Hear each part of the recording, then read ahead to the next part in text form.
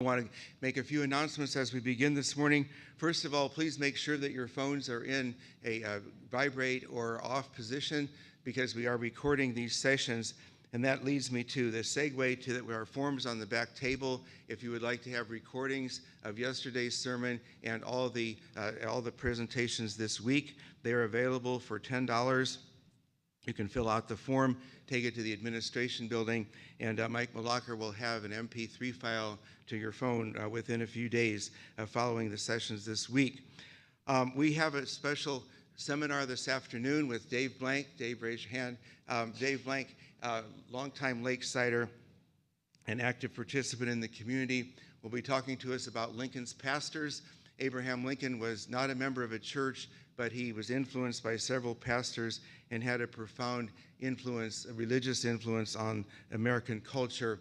And so Dave will be looking at that with us this afternoon, 3 to 4:30 in the train station just up the hill. So, and then I want to mention that tomorrow we have lunch with the preacher. We will have at Hotel Lakeside Dining Room. Julie Faith Parker will be talking specifically about her book, Eve Isn't Evil, and we'll order off the menu. It's a Dutch treat, and you just show up at 12 noon, and we'll be in the Fern Room in the back of in the back of Hotel Lakeside. And then I want to mention also that tomorrow evening Vespers at the gazebo at 6:45 rather than 7 o'clock because of the fact that we have an orchestra concert tomorrow night. I would be remiss if I didn't thank Carol Hottenroth, Pamela Rausch, and David Hottenroth for sponsoring Julie Faith Parker this week. And would you give these folks a hand? And when you see them, be sure and say thank you. And so we have an exciting morning planned. And so at this time, without further ado, I will introduce Julie Faith Parker. Please welcome her to Faith for Living.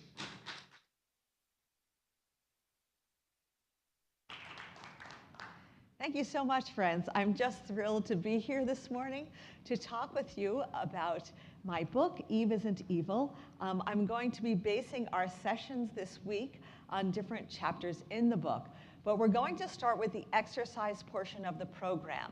And that's where everyone gets up and moves into the center. Okay, if you wouldn't mind, please getting up, moving into the center towards the front, that'd be great. And once you do that, you will receive a raffle ticket to win a copy of this book, Eve Isn't Evil.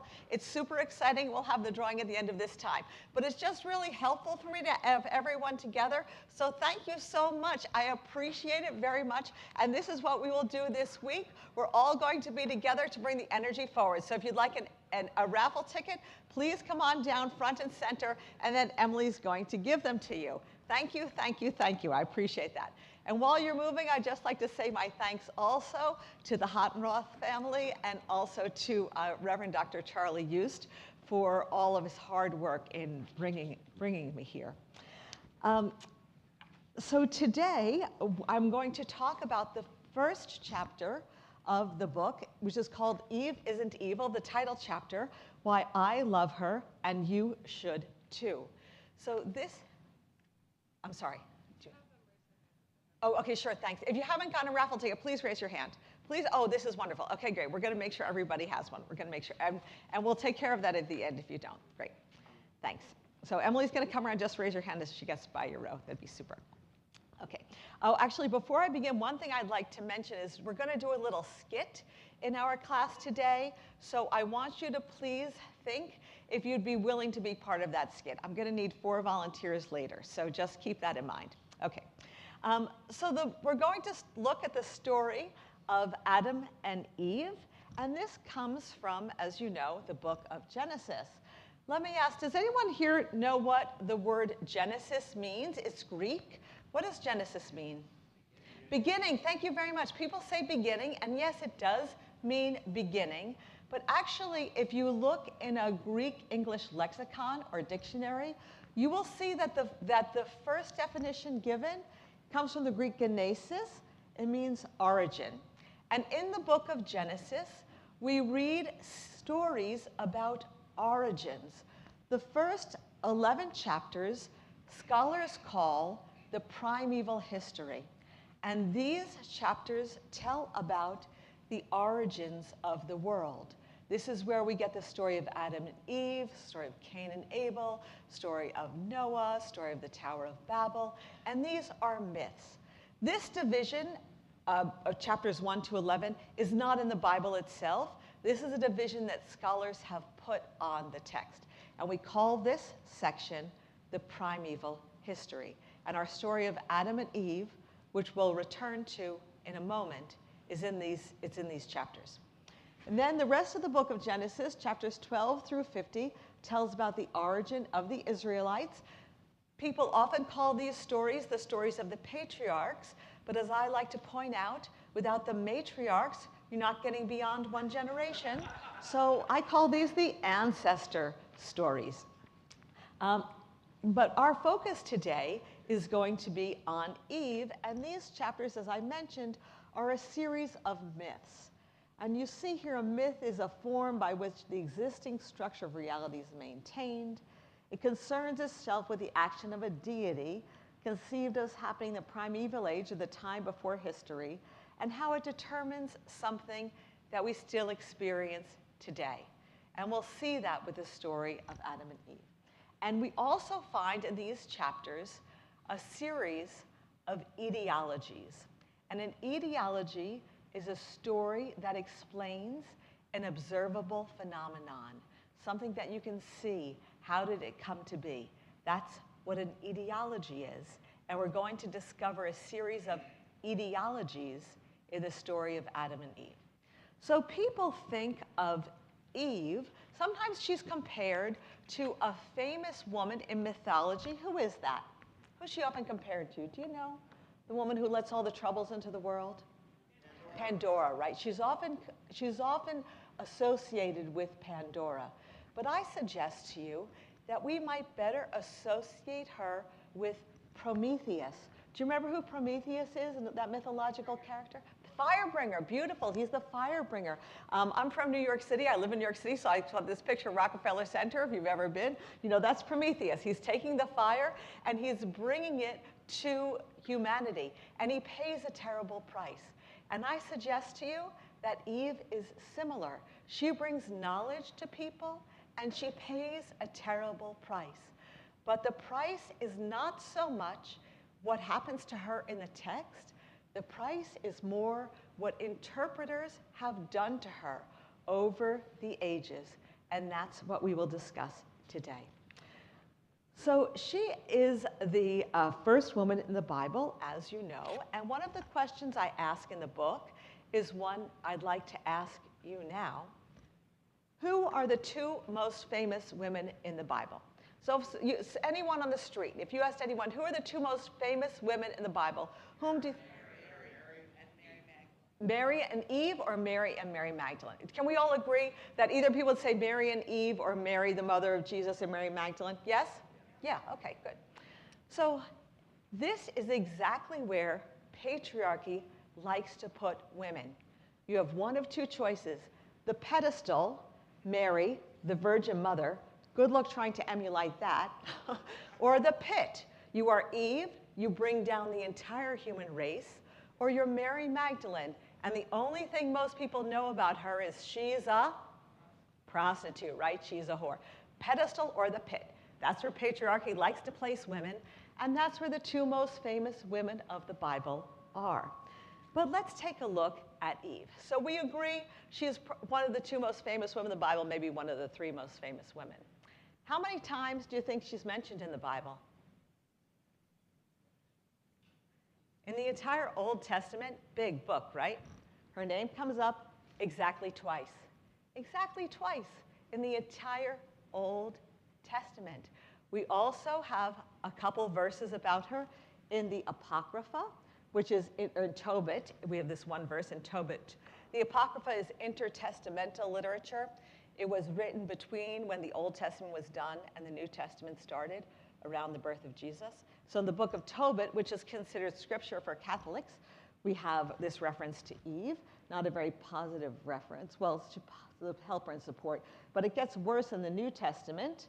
She is deceived by the serpent, and also infamously in 1 Timothy 2, she became the transgressor. And of course, this is canonized, and so we have this legacy already very strong in the text. Eve still has a very powerful place in popular imagination. And people who see her know instantly that it's Eve, even if they have no knowledge of the Bible. And one example of this, which I'm going to share with you now, is a Super Bowl commercial. Okay, this is a Super Bowl commercial, and you'll see what it's for, just 30 seconds. Hopefully we'll get it without an advertisement. Let's see. No, sorry, we got an advertisement. Hurts Okay, families. sorry. And Can't control Senator this, Sherrod sorry. Brown is Let's doing just- okay, something there we about go. it. Let's He see. wrote a bill. Okay, can we get beyond it? No, we gotta, okay, sorry, just a couple seconds. Oh, the sound. Should I mute? And charging more. There we go. Tell Okay. Sherrod Brown, keep fighting to protect Ohio. Okay, now here we go. Why do people think this is Eve? Why do people watching the Super Bowl instantly know?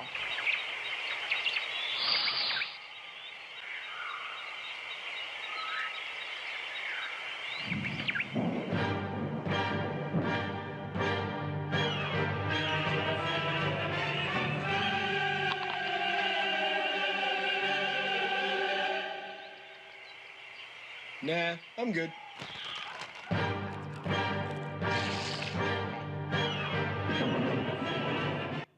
Okay. Okay. Okay. People who watch the Super Bowl who may not be big Bible readers instantly know that's Eve. How do they know? Okay, we got the garden, the snake, good. What else? The apple, good. And what about how is she portrayed? Beautiful, seductress, very sexy, right? All of this is part of our popular imagination about Eve. But let's take a look and see what we find in the text. Because we know, we all believe, we know she's responsible for the bringing down of humanity, that she brings evil into the world. She's sexy, she's a seductress. But this is a key point I come to in the book repeatedly. The power is not in the text. The power is in the interpretation. A lot of what we think we know about Eve actually isn't in the Bible. The references to her are very few, but she has been interpreted in such a way to give her this huge cultural presence. And she has become a vehicle to advance this whole idea of women being responsible for what's wrong in the world. This text has been used as a weapon against women, and I talk about that in the book, documenting specific ways. Perhaps the most obvious example comes from the witch trials, the Salem witch trials, where women were literally burned to death alive for being daughters of Eve. So that's a dramatic example, but there are a lot of subtler forms too, in terms of things that women are told they can't do or shouldn't do, or it's not appropriate for them to do because they are descended from Eve. But ideas about, yes, please. Where women were literally burned to death alive. Okay, Mike, thank you, I think you're right. Let's go back to that and just, you're absolutely right, thank you for that. Mike, could you just turn down the audio, please, because we have no more sound that's needed anymore. And then, but ideas about, yes, please. Turn down, okay, let me turn it down on my computer then. Thank you for that. There we go. There we go. Thank you. Thank you. I think we're better. Thank you so much. I appreciate you mentioning that. Okay. Let's go back to that. So this conversation, is it still there? Mike, could you just turn down the audio, please, because we have no more sound that's needed anymore. And is it coming from this? I don't. Turn down. Okay, let me turn it down on my computer then. Let's see. Should I go back? There we go. There we go. Thank you. Okay, wait. I think we're better. Thank you so much. I appreciate you mentioning that. So this conversation, is it still there? Get out of your PowerPoint. You got to exit out of there. Can we just minimize it?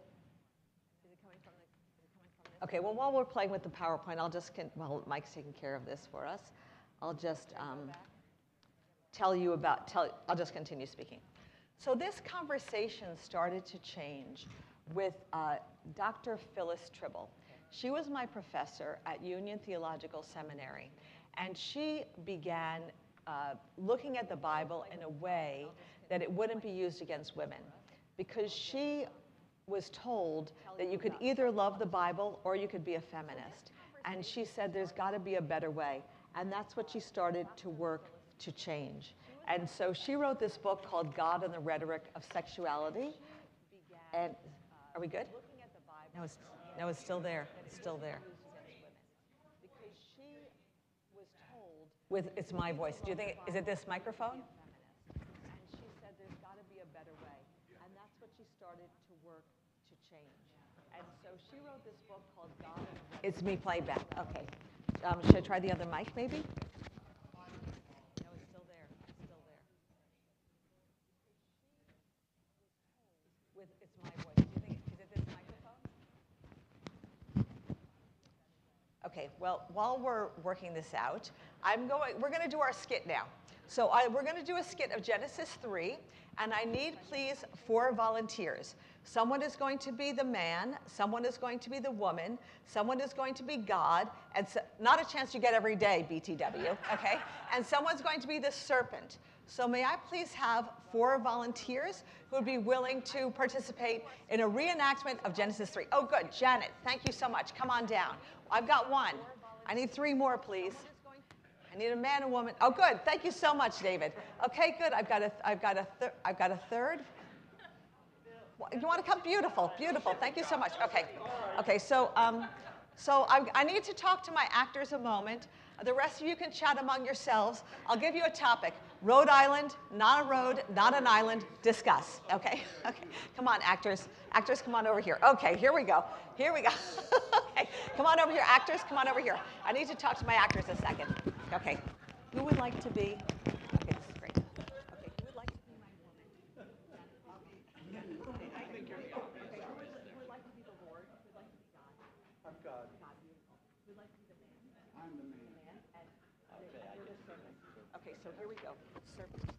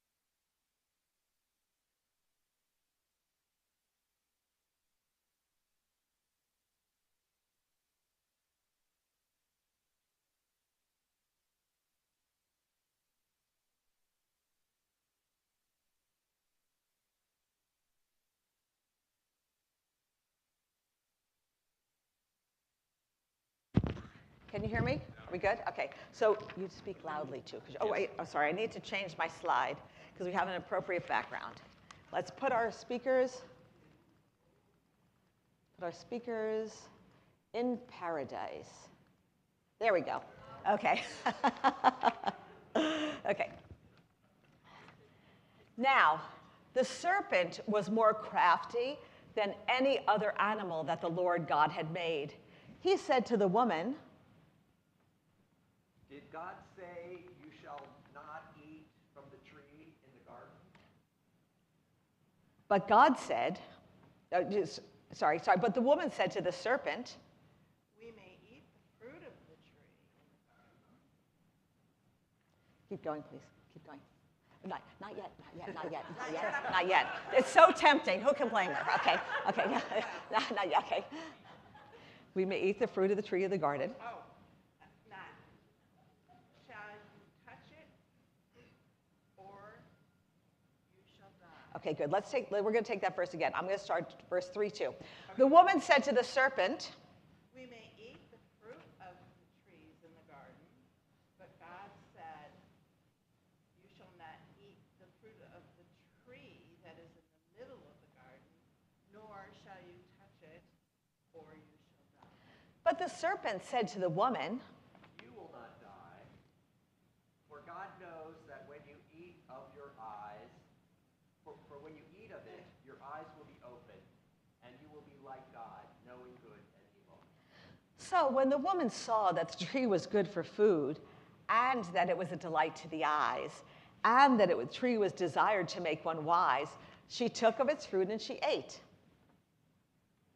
And she gave some to her husband who was with her, and he ate.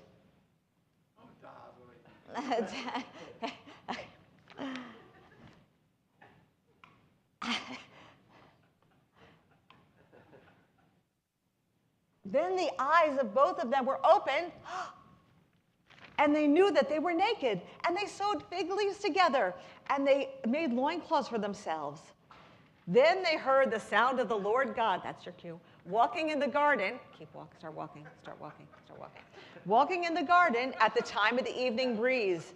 The man and the woman hid themselves from the presence of the Lord among the trees of the garden. But the Lord, come on up here, God, come on up. But the Lord called to them and said, Where are you? He said, I heard the sound of you in the garden, and I was afraid because I was naked. And I hid myself. God said, Who told you that you were naked? Have you eaten from the tree which I commanded you not to eat? the man said, The woman whom you gave to be with me, she gave me the fruit from the tree, and I ate. Then the Lord God said to the woman, What is this that you have done? the woman said, The serpent tricked me, and I ate. the Lord God said to the serpent, Because you have done this, cursed are you among all animals, and among all wild creatures. Upon your belly you shall go, and dust you shall eat all the days of your life. I will put enmity between you and the woman, and between your offspring and hers. He will strike your head, and you will strike That's it. his heel. And to the woman God said, I will greatly increase your pangs in childbirth. okay, In pain you shall bring forth children. Yet your desire shall be for your husband, and he shall rule over you.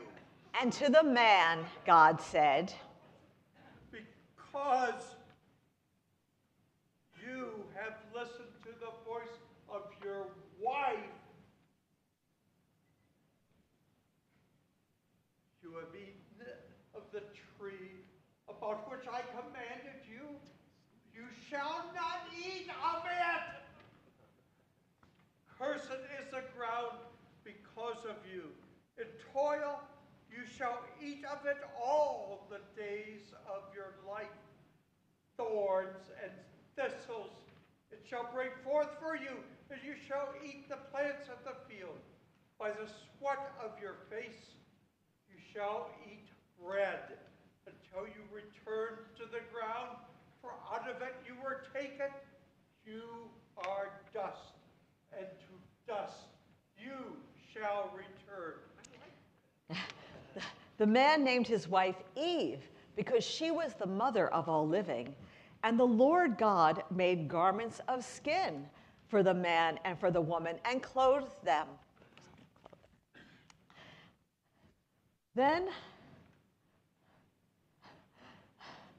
Then the Lord God said, See, the man has become like one of us, knowing good and evil, and now he might reach out his hand and also take from the tree of life and eat and live forever. Therefore the Lord God sent him from the Garden of Eden to till the ground from which he was taken. He drove out the man at the east of the Garden of Eden And he placed the cherubim and a flaming sword to guard the way to the tree of life. Yay, bravo, bravo. Thank you so much to my amazing actors. Never better, my friends, never better. Beautiful job. Thank you, thank you. Okay, our friends here, our actor friends, have given us a lot to go on. Let us unpack this text a little bit. So here is the text that we just heard. We're not going to reread it, but I just want you to be able to refer to it. And I'm going to point out a couple of key things. We are told that the serpent is crafty. I want to take a brief look at that Hebrew word. The word in Hebrew is arum, and it actually means clever. So we think of crafty as smart in a sneaky way, but the other times when we see this word in the Hebrew Bible, it is only used in a positive way to mean one who is smart. So there's a little bit of interpretation that has taken place with translation, because to translate is always to interpret. We also have the creature who comes. We are also told often that the serpent is the devil, right? None of that's in the text. None of that. The word here in Hebrew is simply nachash. It means servant. This whole serpent, the whole idea of the devil comes much later in Christian understanding. Notice her response. She says, we may eat of the fruit, we shall not even touch it. What's interesting is if you go back to Genesis chapter 2, you will see, verses 16 and 17, you will see that Eve was not yet created when God said to the man, you shall not eat of this tree. She still somehow has this knowledge. Perhaps it was imparted with the rib. Perhaps Adam told her. We don't know. It's a gap in the text. But in Hebrew, the entire time, God is speaking to you, plural. You, plural, shall not eat from the tree. In English, it's the same. You, singular, you, plural. But in Hebrew, it's different. Ata or atem. And in the Hebrew, God is speaking to both of them. And that's why she says we in the plural when she answers here. The serpent says, you will not die, for God knows that you will, your eyes will be opened. You'll be like God, knowing good and evil. Do they die when they eat of the fruit? No, they don't die. The serpent is actually a reliable narrator, a reliable character. You can believe him because we don't get a report of any death until Genesis 5:5. Adam lives to be 930 years old. Not a bad run, okay? So indeed, they do not die. And then, of course, we all know that the fruit that she eats of is what? What does she eat? What's the fruit? An apple, right? We all know it's an apple. The Hebrew does not say apple anywhere. It just says peri, and peri means fruit. So why do we all know that it's an apple? Well, it's because malon means evil, and malon means apple in Greek. And so there's this subtle association with evil if she's eating an apple. Do you see that? Because it's the word for apple sounds just like the word for evil in Latin and in Greek. So that's why we all know she eats an apple, but it is not in the text. Why does she eat of the fruit? Okay, so what's her motivation here? Take a look at verse 6. What's her motivation? Okay, it's food. Okay, that's good. What else? It looks good. It looks appetizing. Good. What else? It's going to make her smart. Good. She's going to get smarter. Who doesn't want to get smarter? And so then for all these reasons, she takes the fruit, and she eats, and she gives it to her husband or her man, same word in Hebrew. And what's his reason for eating it? We don't know, right? Well, maybe he's in the mood for a snack. He doesn't go through the same discerning process. He just takes it and he eats it. Where is her husband? Where is he this whole time? Look at verse 6. Where is he? He's with her. Is that how we think of it in the story? Yeah, her with him. Yeah, we think of her with him. You're right. But a lot of times people think she's just the one, right? The serpent's just talking to her, kind of like in that Doritos commercial, right? She's just the one, and then she brings it to him later. Well, then they make themselves fig leaves. We're going to get to that in a second. They sew these fig leaves together. Fig leaves are actually fairly big, so that's helpful. And they make these loincloths for themselves. Because they do have knowledge that they didn't have before, which is what? That they're naked. And they also know how to sew. Okay, that's true. Carol, you're absolutely right. They learned how to sew. Maybe it came with the fruit. Wow, you know, you take a bite of this apple. I'm a great seamstress now, okay? But they do have this knowledge. They make these leaves. They know that they shouldn't be naked. That's right. And sometimes this story is read as a coming-of-age story. It's like going from a child to adult, right? Children are naked. They don't feel ashamed at all. And then when people get older, they're much more aware of clothes. That's one possible interpretation we see sometimes with these stories. But let's take a look at this verse in Hebrew. Okay, I'm going to read just for you the, I'll just read it for you. What the heck? Okay. V'terech ha'isha ki tov ha'etz me'ochal, כי תאווך הוא לעיניים, ונחמד העץ למשקיל, ותיקח מפרה ותאכל, ותיתן גם לאישך עמך ותאכל. I want to focus on that last line. ותיתן גם לאישך עמך ותאכל, which in English is, she gave also to her husband who was with her, and he ate.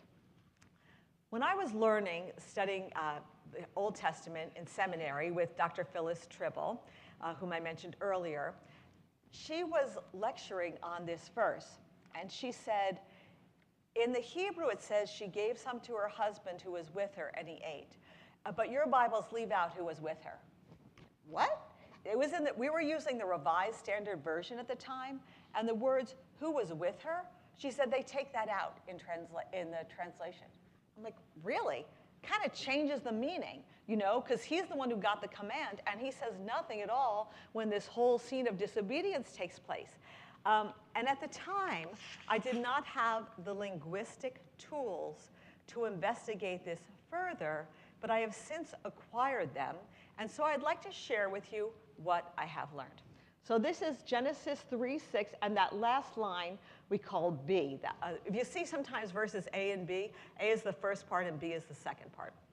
And So Genesis 3:6b, there you see the Hebrew again, and here I have transliterated it. To transliterate is to simply take the letters and put them in a different alphabet, across letter. So I've translated to the letters we use. We get the letters for the English alphabet from which language? Yeah. From Latin. I heard it. Thank you, Jenna, from Latin. So we use the Roman alphabet. So I put in the Roman alphabet here. She gave also to her husband Imach with her, and he ate. And then, so if it's highlighted in yellow, the words with her in the translation, the Vulgate, the 4th century translation, takes it out. The King James Version leaves it in. The Revised Standard, which I was using in seminary, takes it out. And the Jewish Publication Society, curiously, also takes it out. Because that's a team of rabbis. I mean, they really know the Hebrew, but they have also taken it out. So I thought, gosh, that's really strange. What's going on here? So I decided to do a bit more research. And I went to Yale Divinity School's library, and I pulled all the Bibles I could off the shelf, about 50, exactly 50 actually, and this is what I found. So I'm going to go through this translation with you, and I have highlighted in yellow the versions that leave out with her, and we're not going to read them, but I just want you to do a little running tally. So you count up the ones that are highlighted in yellow out of 50, and then at the end I'm going to ask you what your total is. And you can just take a look and see through the ages. So first it's before the invention of the printing press, but just that first one there. And then once it's invented in 1482, I believe, then you see the translations proliferate and English becomes standardized. So just count here. You'll see here these translations. Now we're in the 19th, 20th century. Ones that leave it out. There we go. See the Jewish Publication Society, the New Revised Standard puts it back in. And then this Walter Crum. Illustrated Genesis is great. It's a great book. Walter Crum is the illustrator. And that's where we're going to end. I stopped when I got to 50. So what is your total, please? How many leave it out? 13? What did you get? 18. Good, it's 18. If you totaled out 18, we're in yellow. 18 out of 50. So you double it, that's 36 out of 100, right? So it's a little over a third. Little over a third of all English Bibles leave out that he was with her. And I thought, why? Well, maybe in the ancient texts, it's sometimes left out. So what are we call these our ancient witnesses. What are the really old texts say? So here we see the Septuagint. The top line is the Hebrew scriptures in Greek. And if you know Greek, you can see highlighted with pink, metautes, that means with her. The Samaritan Pentateuch, the Targumim, you see Targum J, Targum A, Targum Onkelos, Targum Neophytes, Pseudo-Jonathan. Those are early Aramaic translations of the Hebrew Bible. Those all have it in. The Masoretic text, that's the Hebrew version, that keeps it in, Samaritan Targumim. Every single ancient witness that we have, every single copy of this verse that we have from the earliest times, before Jesus and just after when Jesus was born, every single one keeps in that he was with her, but our translations take it out. Why did they take it out? So the Revised Standard Version translation was done at Yale Divinity School. And so how the translation works is, let's say that we're a team of that Janet, Benji, and I, and Pamela and David, we're a team of Old Testament scholars. And so Benji takes Genesis, Janet takes Exodus, Pamela takes Leviticus, et cetera. And we all translate our texts, and then we come together once a month, and if there is some verse or word that we had a hard time with, we type it up, and we get together and we discuss it with our colleagues, and then we vote on what we think is the best translation, and that's what gets printed. Because the Revised Standard Version was done at Yale Divinity School, I was able to requisition those translation notes. And so I had to go into one of the basements of Yale's libraries. I couldn't bring in any pens, and they wheeled out this cart. I had these gray boxes of these yellow notes. I started taking them out to find Genesis 3:6. My hands are shaking. What am I going to discover? And this is what I saw. Genesis 3:6. It wasn't highlighted. I highlighted it for you. Also to her husband with her. They saw it, the Revised Standard Version Committee. They saw it, they knew it, they translated it, and they crossed it out. Why? Well, here's a picture of that translation committee. Maybe this is a clue. Okay, so we have all of these men who are here, all fine, well-respected scholars. Interestingly, this person here, I'll just get up here and show you. This person here, whom they're all looking at, right, the second man in here, he was James Meilenberg. He was Phyllis Tribble's teacher, and she dedicated that book to him. This man over here, who's at the end kind of leaning back, that was his translation notes. And the man right behind him is Harry Orlinsky, who was the only Jewish member of this committee. And he was responsible for the Jewish Publication Society Tanakh translation. And I think that's probably why they kept the with her out. So we can't know why they did this, but we can see the effects of it.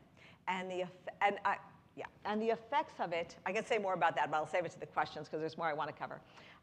But the effects of it leaves the women responsible for all of this, and it's interpreted as harm as opposed to knowledge that comes into the world. Let's get back to our story. So here they hide, as you see. Why have you hidden? And look at verse 12. What does the man do when God questions him about what he's done? What's he do? Tosses the blame, right? Not only to the woman, but also to God, that you gave to me. She gave me the fruit of the tree, and I ate, right? Okay. And then, so God goes to the woman, what have you done? And she blames the serpent, but not God. Okay, so she also passes the buck to the serpent. This is just a fun picture I saw last year in the Musée de Cluny in Paris. Notice how God is blaming the man, and look at what he does. Points the blame right to her. Poor Eve, she looks so sad. I just thought that was kind of fun. But here, at the end of this story, we get a series of etiologies. Remember I mentioned that earlier, the stories of origins? And so they all get punished. And this is how where the myth comes in. It explains phenomena that we still observe today. Like, how do snakes get around? on the ground, right? They slither. It's a really kind of odd way to move. Like, what other creature moves that way? You know? So it's like it explains what, like, imagine a child, Mommy, what is that animal move in such a funny way? Let me tell you, my child, long ago and far away. Okay, so here you're going to eat the dust of the days of your life. I will put enmity or hatred between you and the woman. Does anyone here have a fear of snakes? People do, right? People have these irrational fear of snakes. Even if there's like a little garter snake they know can't hurt them, people freak out.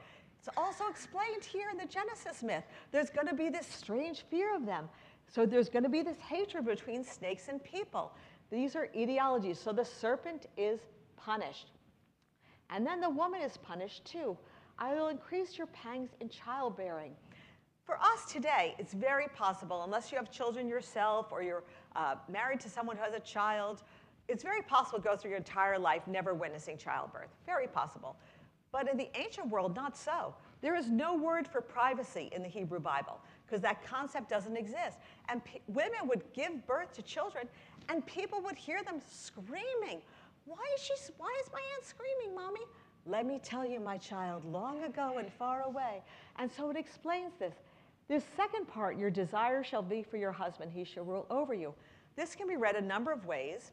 It can be read first as an etiology for patriarchy. Why do we see a male-dominated culture? But notice it's not part of the created order. The good creation is part of the punishment that we have to deal with. That's one way to read it. And another way to read it is to explain why a woman would have sex with a man. Because without modern medical care, your chances of dying in childbirth are 1 in 15 maybe. It's like playing Russian roulette to have sex with a man. So why on earth would you do it? You got to explain it somehow. You still would have this desire for your husband. And Carol Myers is a scholar at Duke who has written a whole chapter on just this verse. And this is her translation. I will make many your toil and pregnancies, many your pregnancies with hardship, you'll have children. Your turning shall be to your husband, and he shall control you sexually. So she views that as an etiology for the way sex works. So this is another way to read this verse. And then, of course, the man is punished as well. Because you've put the wife over me, the ground will be cursed. You're going to have to, like, Mommy, why is Daddy every single day working in the fields? Why so hard to eat? Let me tell you, my child. Okay, so this is an etiology for the farming work that men would do. You're going to become dust, to dust you shall return. What is the snake food? Dust. It all comes around. And so here we see that everyone is punished, not just the woman. And I like to point out that for the woman, her punishment, I think, maybe isn't so bad. I have given birth to 2 children, and yeah, it really hurts. But at the end, you get a baby. You know, it's kind of wonderful. Whereas and it hurts a lot, but like for a day or maybe 2. But for a man, it's his entire life that he has to work and keep toiling the field, toiling. And also it highlights her amazing ability. And so after this, let's look at the surprising end to this story. So after this, he calls her the mother of all living. And God gives them some clothes. They get a sartorial upgrade. They go from fig leaves to fur coats, right? And God says, look, they know good and evil, but they can't become like gods. Look at verse 23. Who gets sent forth from the Garden of Eden? Him, not them. Not them. Sends him forth from the Garden of Eden to the ground from which he was taken. Drove out, verse 24, who? The man. Huh. What happens to Eve? Well, the text doesn't say. Look at this painting by Chagall. Of course, I believe that Chagall thinks that, my pointer, no, you can't really see it, that Adam and Eve are getting thrown out over there, she with her flaming red hair on the far right. But I like to think maybe of Eve as this woman over here on the left, who gets to remain in the garden, because the text does not say that she is indeed thrown out. Now, we do know that Eve does leave the Garden of Eden. It's another gap in the text because of this second and last direct mention of Eve. So here in Genesis 4:1, The man knew his wife Eve. She conceived, bore Cain. I have gotten him with the help of the Lord. When I read this in Hebrew, it absolutely stunned me. Stunned me. I'm going to read it for you in Hebrew and tell you why. Adam yada et Chava, like in Fiddler on the Roof, Chava et Chava, ve'ishto, v'ticha v'teled ech Cain, v'yomer kaniti ish et Adonai. So what it says here in Hebrew, I'm just going to point it out because the pointer's not working. And she says, I've gotten a man with the Lord. In Hebrew, you have no with the help of. The words with the help of are put in by the English translators. Now let me ask you, my friends, who's the other woman in the Bible who has a child with God? Mary. And look at this. Do we think of them as so opposed? I suggest to you this day that they are actually scriptural sisters. They're the only two women in the Bible who have a child with God. And more than that, look at their names. In Hebrew, Eve's name is Chava. Why do we call her Eve? Because Jerome, the Latin translator of the Bible, made her name Ava because he wanted to make her the exact opposite of Mary, Ave Maria. One brings women down, humanity down, the other brings humanity up. Ave, Ava, do you see they're the exact opposite? But actually, they're so similar. They are scriptural sisters because they both have a child with God. But for millennia, women have been told that Eve is evil and they, like her, bring trouble into the world. This wondrous story of our mythological parents has become a weapon of subjugation. Is that how we want to use the Word of God? The good news is that we can read the Bible in empowering ways. There's no right or wrong way to read a text. There's no right way to read a text, but there is a wrong way, and that's any way that's harmful to yourself or someone else. As we continue our Bible study this week, I hope you'll feel empowered as a reader of Scripture, because your thoughts, your insights, your thoughts are important. Your reactions are important. Question what you are told by biblical authorities, myself included. Find out what has meaning for you. And I hope that after our discussion today, you feel a little closer to Eve, who is not evil. Like you, she is smart and curious, and she yearns to make her way in this beautiful, terrible world, knowing the difference between good and evil. I, for one, am proud to be a descendant of Eve, and I hope you are too. Thank you, my friends. Okay, now we're going to do our raffle drawing, and then we've got about 10 minutes for questions. So everyone, please, I'm going to ask Emily to come on up and to pull out our ticket. Does anyone still, Emily, if you could come on up and pull out our winner. Everyone have a ticket? Okay, let's get you one right now. Okay, great. Okay, so Emily's, Thank you. You're welcome. Take out your ticket. Emily, if you could please read the winner. One. Oh, hello. Here, just It's waking up. There we go. 1 8 6 9 9 6. Oh, there we go. Oh. Yay. Here we go. Emily, could you bring this up? Yeah, wonderful. I'd love to inscribe it to you if you like. Thank you so much. Okay, questions, discussion, comments? Yes, please. Let's start here. I took a note at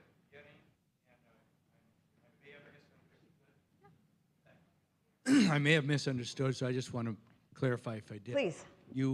I believe you said that the first 11 chapters were added by scholars. Did I understand that right? No. Thank you so much for clarifying. No, not at all. They weren't added by scholars. What I'm saying is, it's not like in the Bible you get to chapter 11, it's like new section now. I'm just saying scholars designated this as different from the rest.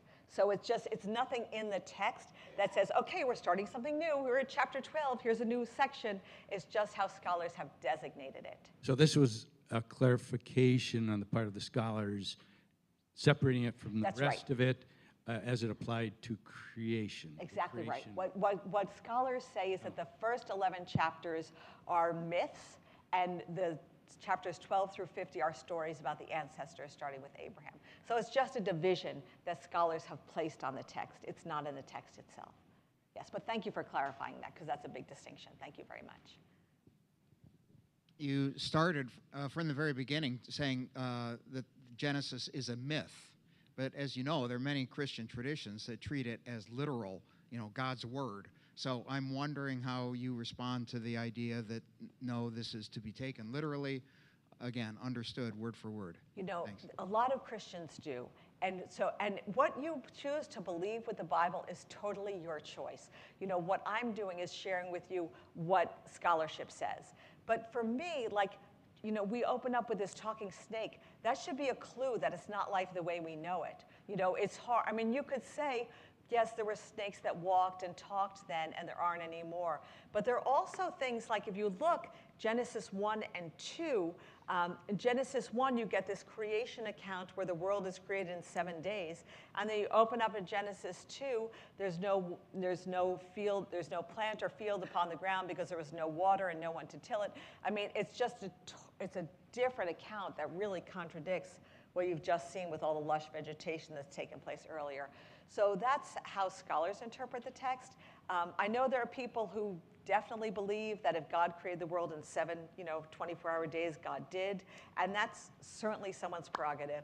But for me, the more I study the text and bring the academic tools to it, the more it makes me believe in the text. I believe that the Word of God can easily withstand whatever questions our feeble minds may bring to bear upon it. And so it just enriches my understanding of the faith, knowing all these different dimensions to it.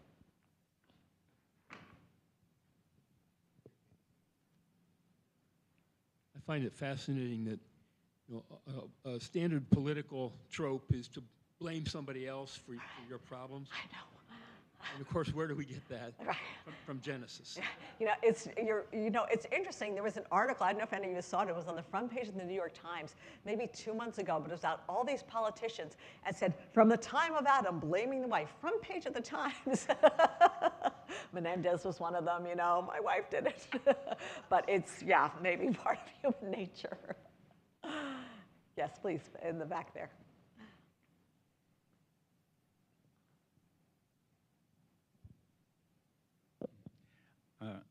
I may be confused on this, but I don't see how you're getting the idea that Eve had a child with God. I thought it was God brought the two together. Okay, sure. Let's go back to that. Let's go back to that Hebrew slide.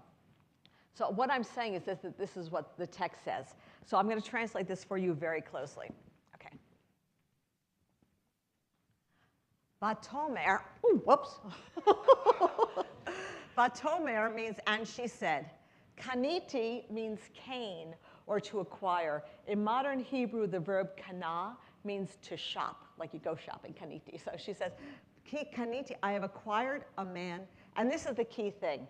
8, this is a preposition, it means with an Adonai. So this is the tetragrammaton, Yud He Vav He. When you see it in English, you see the Lord, all caps. But what it means in Hebrew, we transliterate it as YWHW, and we translate it as Yahweh. And this is the proper name of the God of the Israelites. There are lots of gods and goddesses in the ancient world, goddesses. There are lots of gods and goddesses in the Bible, yes, in the Bible. And so they all need names so you can distinguish them. And Yahweh, or Adonai, is the name of the God of the Hebrew Bible. And so here we see, so it says, I have gotten a man with the Lord. So I have acquired a man with the Lord. So it's this whole idea of I've had this person with the Lord, not with Adam. That's what the Hebrew says. That's where I get the idea. So what do you think? It just means that God helped, or can you say a little more?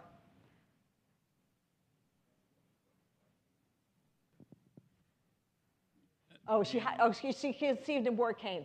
Okay, Adam, you're right, that's true. It's a good point. You're right, that's a good point. Adam conceived and bore his wife Cain. Adam, you're right, that's a good point. Thank you for pointing that out. So you're pointing out, what's your name? Kent. Sorry? Kent. Kent, thank you, Kent. Kent makes an excellent point. He's like, look at the first part of the verse. True, good point. It's Adam is knows his wife. That's very true. But this whole part about God being intimately part of it, that's the part that really struck me. No, you're absolutely right. We could see Adam here also as, because yada means to know in Hebrew, and it also means to have sex. Thank you, Kent. Excellent point.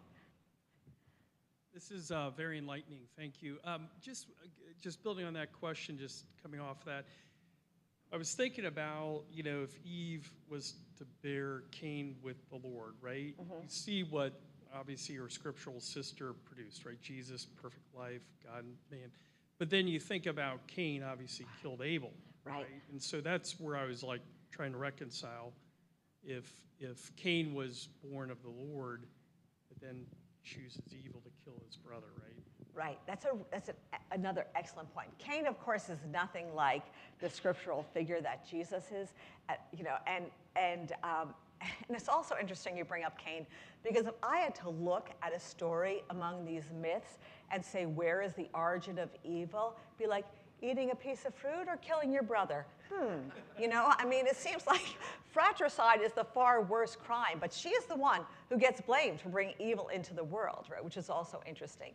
But so Cain comes in, he kills Abel. There are a number of etiologies there, like it's the tension between shepherds and herders is one possibility. It's showing this jealousy, the sibling rivalry, etiologies for those things as well. But it's also filled with so many gaps in the text, right? So what does Cain do? He goes and gets married, right? Where does the wife come from? People's like, well, if you read it literally, that has to be Eve. That brings you to a whole other set of problems, right? So there's a lot that the text doesn't worry about explaining. Yes, but thank you. That's a really good point also. Hi, yeah, thank you for the lecture. I just had a question about, you were talking about Eve being smart and curious and just trying to survive in the world. And I think that makes sense that she would seek knowledge in a very confusing environment. And I feel like God would want her to have knowledge, and the knowledge was something that God wanted to give to Adam and Eve, but he didn't want them to take it kind of in their own volition. So I'm just wondering, where would you see the role of dependence upon God playing out in the Eve story, whether or not she was depending or should have depended more in relation to your interpretation? That's a good question. I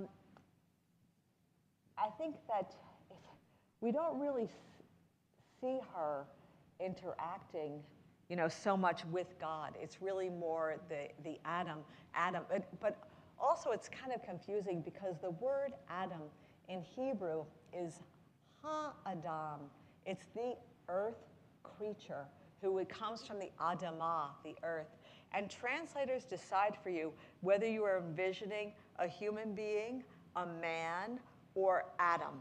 And and he is clearly dependent on God, because God in Genesis 2, God forms him, the Adam, from the Adamah, from the ground.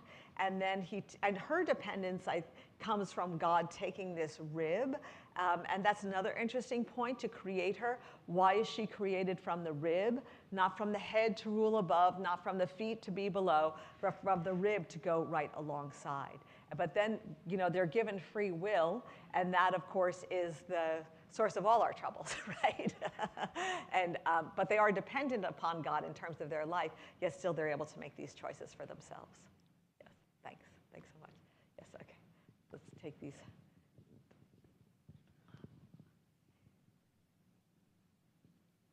Yes.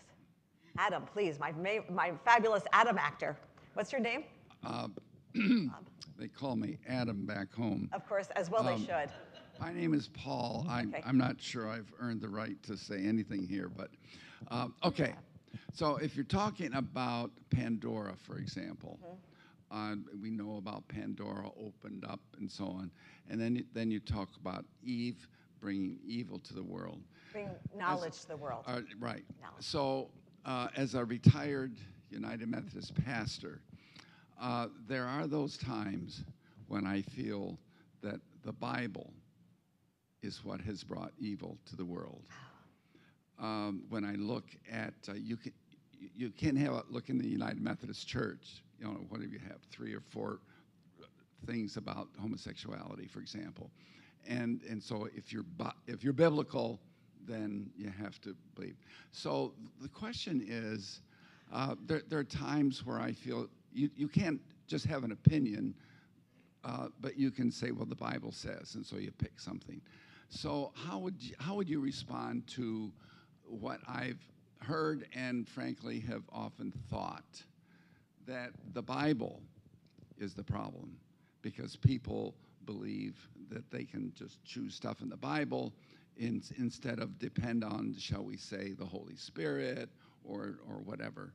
So how would you speak about the role of the Bible in helping to produce the love that I believe Jesus came to share? Sure. It's a good and a large question. But I think, first, I'll go back to what I said earlier. It's not the Bible's fault. It's what people do with it. You know, this is a collection of stories, of sacred stories. And people who use it, I'm a United Methodist minister too, and so people who use the Bible as a weapon against those who are gay, those same people are not turning to the verse in Deuteronomy where it says, if your child curses you, you should stone them. Those same people are not saying, oh, there's an adulterer, they should be stoned to death right away. You know, I mean, and if you, people who turn to Ephesians 5:22, wives submit to your husbands as to the Lord, you know, I mean, there are all kinds of regulations. And in that verse, I talk about this in the book, wives submit to your husbands as to the Lord. No verb in Greek. It's just wives to your husbands as to the Lord. Translators put in submit or obey. What? Not in the Greek. Not in the Greek. And so a lot of this takes place in the translation. But then what do you do with it? And I think we need to empower ourselves as biblical readers to say there's no one right way, but there's a wrong way, and that is a way that is harmful to yourself or someone else. And then another thing is when we read this, there are some horrible texts in the Bible. Horrible. Look at Joshua. God says, kill everybody. Make sure you don't leave out the babies and the old people. I mean, it's awful. Why is that there? It's there because, first of all, it didn't happen archaeologically. That's been proven by William Foxwell Albright. But it's because these people are trying to get others to believe in this one particular God, Yahweh, and they tell stories that show what matters in the ancient world, and that is power. So they make up these stories because life is hard. People die between 30 and 40 years old. You need a powerful God. You don't need like a warm, fuzzy, sunshine and puppies God. You need a powerful God. And so that's why they tell these stories. Hosea 2, it's awful about women. Gomer, I'm going to strip her and leave her out there. Horrible. What do you, I say, sometimes the reaction, the justice is not in the text. I'll end with this. Sometimes the justice in the text is not in the text just as it is. Sometimes the reaction from the reading is the real reward. Thank you, my friends. Thank you, my friends. One more question? One more. Okay, one more question. Sorry. This is real short. I'm glad to stay however long you like. I just realized I just don't want to keep anybody. I've been doing the historicity or historical Jesus with Bart Ehrman and misquoting Jesus. And I've just started a book called The Making of Biblical Womanhood. Beth Allison Barr, because he mentioned it. And so this morning I was reading about this, and she says that the word wife is never used originally. It's just woman. That marriage was not a creation at this time of the scripture. It was created way, way later. In fact, it's wrong to call anything wife in the Old Testament practically. It's always just woman. You know, she's right. So it's the same word, again, our translators are deciding for you. It's the same word in Hebrew for woman or man or husband or wife. For example, the word in Hebrew for woman is isha. It means woman or wife. It's just like French. La femme means woman or wife. So it can go either way. And this whole idea of marriage, you know, the way we think of it, it's absolutely anachronistic for these texts. Good point. Thank you. And it's a great book. I'm glad you're reading it. Thank you very much, Dr. Parker. Thank you so much. I hope to see you tomorrow. Thank you so much, my friends. Don't forget to sit in the front tent. That's right. Front and center for your raffle ticket. Get a raffle ticket.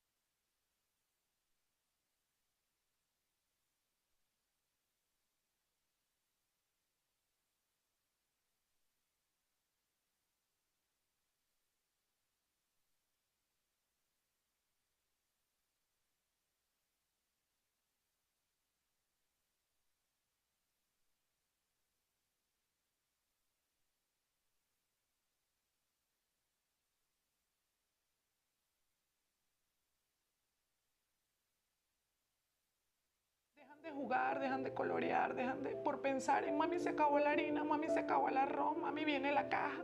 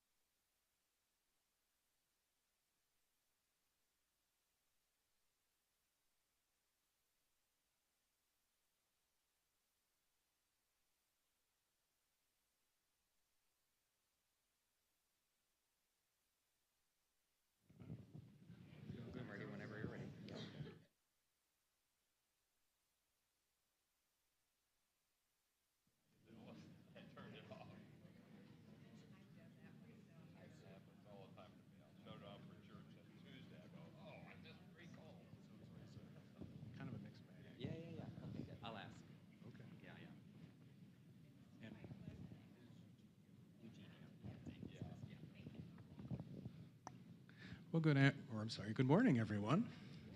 How are we doing today? Well, that's good. I am John Mann, Director of Education for Lakeside, and for the theme of this week, it is Latin America, Labor and Migration Conditions. And for today, we're fortunate to have Eugenio Malo Jr. joining us. Eugenio began his legal career as an Equal Justice Works Fellow at Advocates for Basic Legal Equality in Toledo.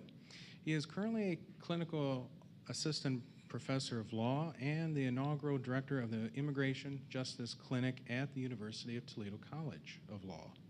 And today's presentation is Current Topics in Immigration Law and the Southern Border Policy. And this session will provide an overview of current topics in immigration law and border policy with an emphasis on Latin American migration to the United States. As always, I ask if you would please mute your cell phone ringers and help me in welcoming Eugenio Malo Jr. Good morning. Good morning. Thank you, John, for the introduction. Good to be with you. Happy Monday. It's a joy to kick off this educational lecture series.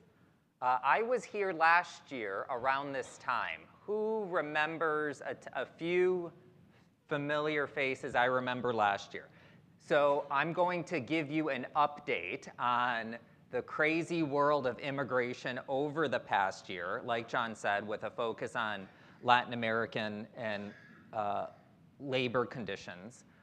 Like John said, so I direct the Immigrant Justice Clinic at the University of Toledo College of Law. I started it 2 years ago. We're entering our 3rd academic year. Lawyers in the audience might be familiar with the clinical model of education. So I teach the doctrinal immigration law course, and I direct the Immigrant Justice Clinic. The clinic works like a mini law firm within the law school. So it's a way for law students to get hands-on practical experience representing individuals. So we represent immigrants in the community on family-based and humanitarian-based immigration law. They're mostly 3rd-year law students. They're in their final year of law school. They've learned the book stuff in the classroom, and then what's very typical, and the American Bar Association has a certain number of hours requirements, to make sure that law students get some practical skills before they earn their law degree and before they are being licensed to practice law. So many of my law students, upon graduation, practice immigration law.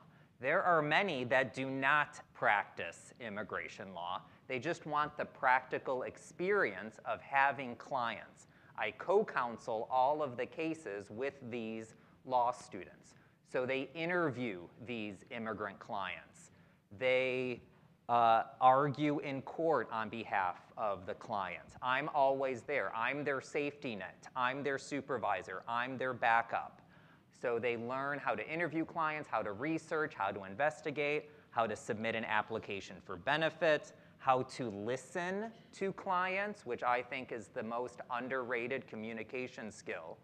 And then we represent clients throughout their immigration process. So it's a lot of fun, and it's a way for, again, law students to develop some practical experience before they graduate. Here's the outline that I want to go over with you today. And I'm going to try to speak for about an hour, and then the remaining questions until noon, and then the remaining time, I'm happy to take questions and engage in a conversation. I'm a lawyer, and I'm a professor. I am not a political person, okay? So I might use throughout the presentation phrases like the Trump administration, or the Obama administration, or the Biden administration. I say those words to be descriptive, not to be political, okay? Nobody pays me any money to offer a political opinion. You won't hear my political opinion, okay? So I'm a lawyer by training, I'm a professor. When I use those words, it's meant to be descriptive, not to be political, okay? So we're going to start with an overview of the immigration law system as it exists today, okay? So we're going to talk about these 4 general immigration categories. I'm going to present them as a hierarchy, and then we're going to talk about this immigration line that sometimes people talk about. Why can't undocumented people just get in line? So we're going to talk about where the line is, who's eligible to get in line, and for people who are eligible to fit into a line, how long the line is, okay? And then to help answer that question is this resource called the Visa Bulletin that the State Department puts out every month. And that will shed some light on how long the line is for certain family-based immigrant groups. So you need to have that sort of background to talk about these trending immigration topics, talking about asylum, talking about parole authority, which I finalized this presentation last Thursday. And last Friday, the Biden administration came out with a pause for one of these parole programs. So this is the joy of practicing immigration law, is that this PowerPoint is already outdated, even though it was just finalized last Thursday. We're going to talk about parole in place, a program that hasn't even started yet, but is slated to start later this month. And then we're going to end with temporary protected status, which has seen a significant increase in beneficiaries under the current administration. And then we'll close, because a lot of questions have come up when I do these presentations about DACA recipients, Dreamers, Deferred Action for Childhood Arrivals. It's a program that President Obama started in 2012, 12 years ago, okay? So this is the slide when I teach immigration law that I use as a foundation for my immigration law students. It's meant to convey that there's a hierarchy of different immigration statuses. My job as an immigration lawyer is to help my clients climb this ladder all the way to the top to achieve U.S. citizenship as quickly as possible. Why is that my goal? With U.S. citizenship, many of you can appreciate this, right? You're eligible to vote. You're eligible to run for elected office. You can petition for more family members that are living abroad. You are entitled to a U.S. passport. You can travel to many, many countries on Earth visa-free. And maybe you haven't thought about this, the only status that prevents you from ever being deported from the United States is U.S. citizenship. Green card holders, this second category down, also called lawful permanent residents, if they commit a deportable offense, I've seen them, they can be deported from the United States. Only U.S. citizens on the screen, the only immigration category that they're protected from deportation. How can people obtain citizenship? There's a few different ways, right? Born on soil. We have this concept of you acquire citizenship through being born on soil, regardless of the race of your parents, regardless of the immigration status of your parents, right? It's enshrined in our 14th Amendment to the Constitution. Unfortunately, when the nation was founded in 1776, the U.S. went to civil war over this issue of whether black people could be citizens of the United States. For the first 100 years, approximately, of our country's founding, black people couldn't be citizens of the United States. The Supreme Court said that was okay in probably one of the worst, if not the worst, Supreme Court case ever, the Dred Scott case. It led to the U.S. Civil War, right? It held, Chief Justice Taney said black people, because of their race, could never be citizens of the United States. We're beyond that now, right? We went to civil war over that issue. We passed the 14th Amendment. Regardless of the race and immigration status of your parents, if you're born in the United States, in most circumstances, you are a U.S. citizen. We also have this concept of acquisition. If you're born abroad, outside of the United States, the easy example is both of your parents are U.S. citizens. Acquisition is this concept of citizenship through the bloodline. If both of your parents are U.S. citizens at the time you were born, and at least one of those people, one of your parents, resided in the United States prior to the baby's birth, that baby, even though the baby is born in France or Costa Rica or Brazil or pick any other country, they're acquiring citizenship through the bloodline, okay? So most countries only have one way of getting citizenship, either through soil or either through the bloodline. We're special, okay? We have both ways of acquiring citizenship, both through the soil and through the bloodline. And then we have this concept of naturalization. Naturalization is the process by which lawful permanent residents, you have to be a lawful permanent resident, take an oath and swear allegiance to the United States and become a U.S. citizen. Generally speaking, you need to be a green card holder for 5 years before you're eligible for naturalization. You need to demonstrate good moral character. You need to demonstrate a basic ability to read and write English and speak English, okay? So you have all these requirements, 5 years of green card status, you're able to apply for naturalization. Naturalization, so then you become a U.S. citizen. In order to qualify for naturalization, you need to be a lawful permanent resident. Sometimes I have clients or applicants call my office, and they're all the way on this bottom list. They're undocumented. Maybe they came on a tourist visa and they overstayed. And they say, Professor Molo, I want to naturalize my status. I want to become a U.S. citizen. And I'm nice to them, of course. But in my head, I chuckle and I say, doesn't everybody, right? You just can't jump through all of these steps. These are steps on a ladder. You have to go one by one. It's a long process in order to become a U.S. citizen, okay?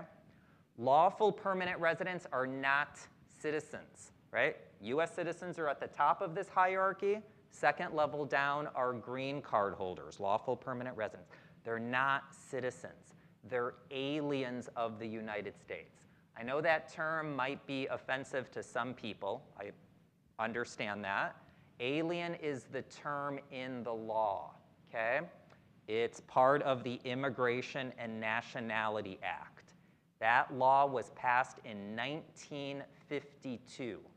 That is the law that I practice under 72 years later in 2024. That's the structure that all immigration lawyers practice under. 1952. President Truman was the president in 1952. He actually vetoed the Immigration and Nationality Act, saying it was too anti-immigrant. For a nation of immigrants, this INA, the Immigration and Nationality Act, is offensive to me. This is President Truman speaking. This is offensive to me. We can't pass this law. I'm going to veto the INA. This is the height of McCarthyism. This is the early 1950s. Congress overpassed the veto. So we've been operating, this is the structure of immigration, a vetoed bill passed by Congress for the past 72 years. So sometimes you might hear the phrase, we need comprehensive immigration reform. One of the reasons maybe we need comprehensive immigration reform is because we've been dealing with the same structure legally for immigration for the past 72 years. Some people might argue we're a different country than we were 72 years ago. The demographics have changed. Our employment needs have changed. Our industries have changed. We need to update our immigration system to better accommodate for employers and families. But as I stand before you, here we are using the same structure that was created in 1952. So some people, instead of using the word aliens, uses the term non-citizens. That's fine. Being a green card holder entitles the person to live and work indefinitely, okay, in the United States.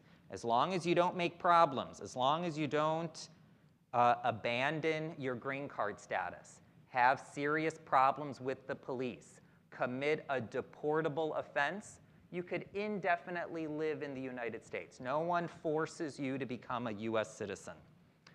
But if you commit a deportable offense, you better believe that the day that you're done serving your sentence, you're gonna get placed in removal proceedings, and the government is going to try to remove you from the United States. I get those phone calls every semester. Someone will say to me, you know what, I ran into this problem with my spouse. I have a conviction for domestic violence right now. But Mr. Molo, I've been a green card holder for 40 years. They can't deport me. Oh, you betcha, they're gonna try to deport you. You've committed a deportable offense which renders you deportable from the United States. There might be a defense to keep you in the United States, but the government is going to try to remove you from the United States. You broke the terms of your status, okay? So those are the easy categories, those top two categories, US citizenship and lawful permanent residence. This third category down is where it gets most confusing. This is why people go to law school. This is why people become immigration lawyers. It's this alphabet soup of different immigration statuses. So we're gonna talk in a little bit about refugees and asylees. We're gonna talk about B visa holders. B visa holders are tourists. F visa holders are international students, okay? We're gonna talk maybe a little bit about H-2A workers. H-2A workers, very popular in this neck of the woods. They're foreign guest workers working in agriculture. A lot of them from Mexico, sometimes from Guatemala. They're H-2A guest workers. Growers are trying to hire US workers to do agricultural work. They can't find US workers to do this agricultural work. So what do? They file a petition with the Department of Labor saying that I'm trying to find Americans that are doing this agricultural work. Nobody's applying, so please, I'm a grower, I'm a farmer in Northwest Ohio. Please, federal government, allow me to bring in 25 workers from Mexico because I can't find any American workers to do this agricultural work to keep my business afloat. And then 25 Mexican workers will come in. They are stuck in this third status. Oops. They're stuck in this third status. They can't move up the ladder, okay? They're stuck. They came here to work.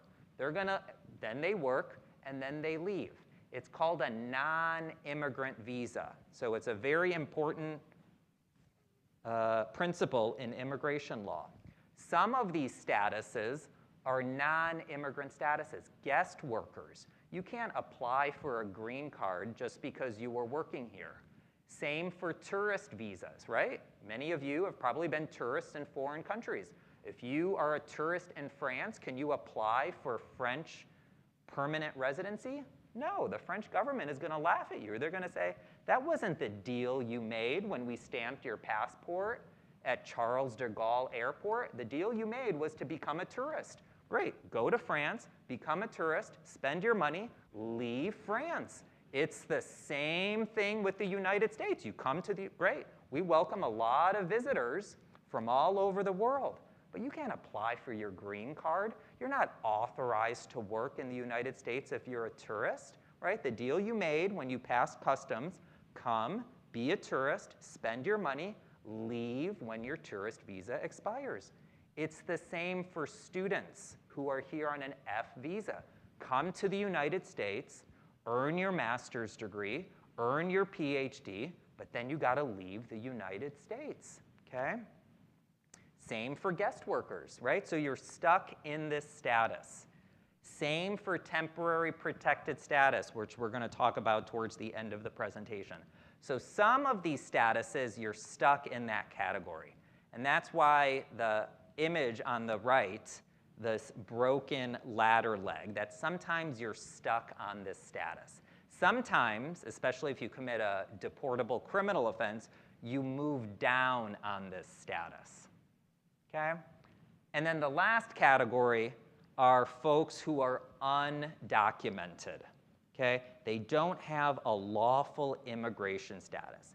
Maybe they illegally entered the United States. Maybe they came to the United States with status and they overstayed their visas. A generation ago, it was much more common for people to be undocumented by illegally entering the United States. Now, that is not the way most people are undocumented. Most people are undocumented in the United States because they entered legally and then they overstayed their visa. That's the growing trend of undocumented people. Why? The border has become very dangerous. It's very militarized. If there's a legal way to come to the United States, people take advantage of that legal way to come to the United States, and then they overstay, and that's how they become undocumented. Again, that's the growing trend, coming legally and then overstaying. One of the questions I get asked most as a lawyer when new clients come in, how can I get a green card? There's only 4 ways. There's only 4 ways. One is through a family petition. You need to have a spouse, a parent, a child who's over the age of 21, or a brother or sister who's a U.S. citizen. That's it. That's the extent of the relationships. Family-based immigrants. That's one way that someone can get their lawful permanent residency. It's the most common way, through a family petition. The second way is through employment, an employer-based petition. In most of those categories, the employer needs to prove to the federal government that there are a dearth, there's a lack of U.S. workers who are willing and able to do the job. Who benefits from these employer-based petitions? People trained in the STEM fields, people in science, technology, engineering, and math. We don't produce enough U.S. workers who can do this high-level STEM work. I think John was in this we spoke last time. I have a bachelor's degree in history. If there's a foreign worker who says, I have a bachelor's degree in history and I want to teach U.S. history to U.S. high school students, that person is not going to be eligible for an employer-based petition. Why? We don't need U.S. trained history majors. We have a lot of them, right? You have a bachelor's degree in English? Congratulations, you're never gonna get an employer-based petition, right? There's not a dearth of U.S. workers to teach English or to teach U.S. history. But if you have a STEM background, you're much more likely to get one of these green cards through an employment route. Third category down, we have humanitarian-based relief. VAWA stands for the Violence Against Women Act. It came into law under the Clinton administration. So it is meant to protect victims of domestic violence. The W stands for women, but it covers people of all genders. Victims of domestic violence who's married to a U.S. citizen. So it's humanitarian for victims of domestic violence. T visas are for victims of trafficking. U visas are for victims of crime that cooperate with the police to help put the perpetrators, to help prosecute perpetrators. Asylum and refugee we'll hold off on. SIJS stands for Special Immigrant Juvenile Status. It became very popular in the Obama administration, maybe 2014, 2015. All of these children would enter the United States parentless. Maybe their parents were dead, that was many of my clients, or their parents abandoned them in a lot of Central American countries, okay? They came to the United States under the, they came 5, 6, 7 years old, 13 years old, and there is a way to get your green card through humanitarian special immigrant juvenile status way. And then the fourth category is this diversity visa program that every year there's about 50,000 visas. These will lead to green cards. A diversity visa program to encourage individuals from underrepresented countries in our immigrant flow. If you're lucky enough, really, really lucky, you can get your green card through a diversity lottery, okay? Third category, or the second category down, is this legalization program.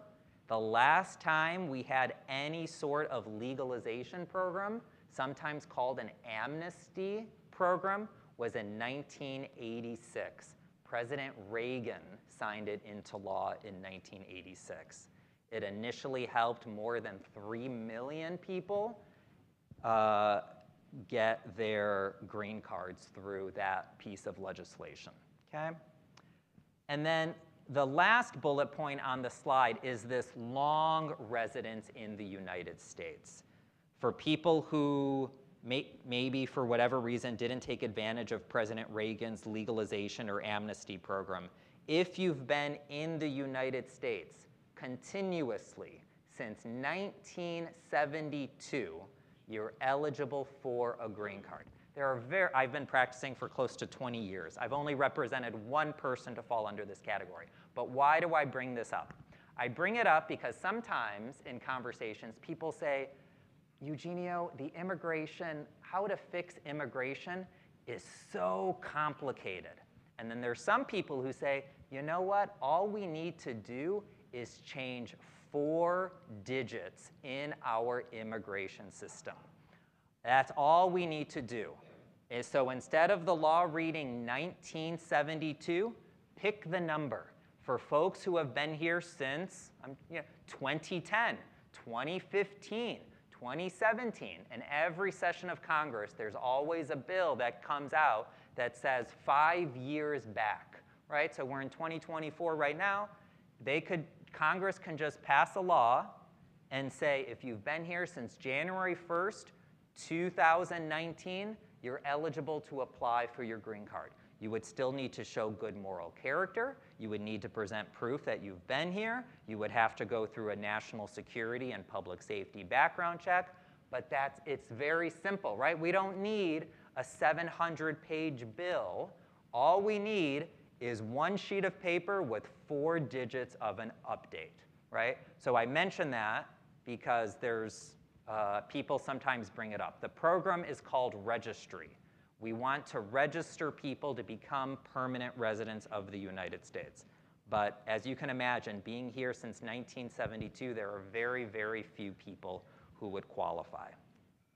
Here's the last thing that I want to talk about before we get into these trending topics. I know there's a lot of words on the screen. Don't read the words. This is meant as background information about the visa bulletin. So now we're going to talk about how long it takes for people to obtain their green card when a line is available. I said a few minutes ago that you need to have a spouse, a parent, a child who's a U.S. citizen, or a brother or sister who's a U.S. citizen. And in this category, a spouse or a child who's a lawful permanent resident. Those are the only relationships that qualify. Some people think, oh, You have people petitioning for their grandparent, or their aunt and uncle, or their cousin, or their godchild. Those relationships do not qualify, right? Only the relationships that I mentioned qualify. And the government has created 2 tiers of relationships. If you are the spouse, the parent, or a child of a U.S. citizen, you have a green card immediately available to you. We're a very generous country in that regard. More than 1 million people get their green cards every year because they marry a U.S. citizen or they're a parent or a child of a U.S. citizen. It's very generous, very generous. I don't want to overlook that. If you don't fall into that higher category of family relationships, if you are an unmarried son or daughter of a U.S. citizen, Congress has said we are only going to allow 23,400 visas that lead to a green card every year. That's it, 23,000 every fiscal year. If you're a spouse or an unmarried son and daughter of a permanent resident, Congress has said we're going to give you 114,200. If you're a married son and daughter of a U.S. citizen, lower in priority, we're only going to give you 23,400 visas. If you're a brother and sister of a U.S. citizen, we're going to give you 65,000 visas. So if you add up all those numbers, Congress has said that we only have spaces for 226,000 of these family-based visas every year. 226,000. There are more than 226,000 people that want to come to the United States under this family preference system. So every month, the State Department, which is in charge of issuing these visas at consulates and embassies abroad, comes out with this visa bulletin. This visa bulletin communicates to the public how long people will have to wait in line in order to secure their visas. The dates on the screen are the dates in which the State Department are currently processing applications. Those are the dates on the screen. When you look at this chart, you need to know 2 things. One, I already told you, that the Congress has only set forth 226,000 visas every year, no matter what country you're from. The second thing you need to know is that similar to the diversity visa lottery that I talked about a few minutes ago, Congress has also imposed a diversity requirement in our family petitioning laws.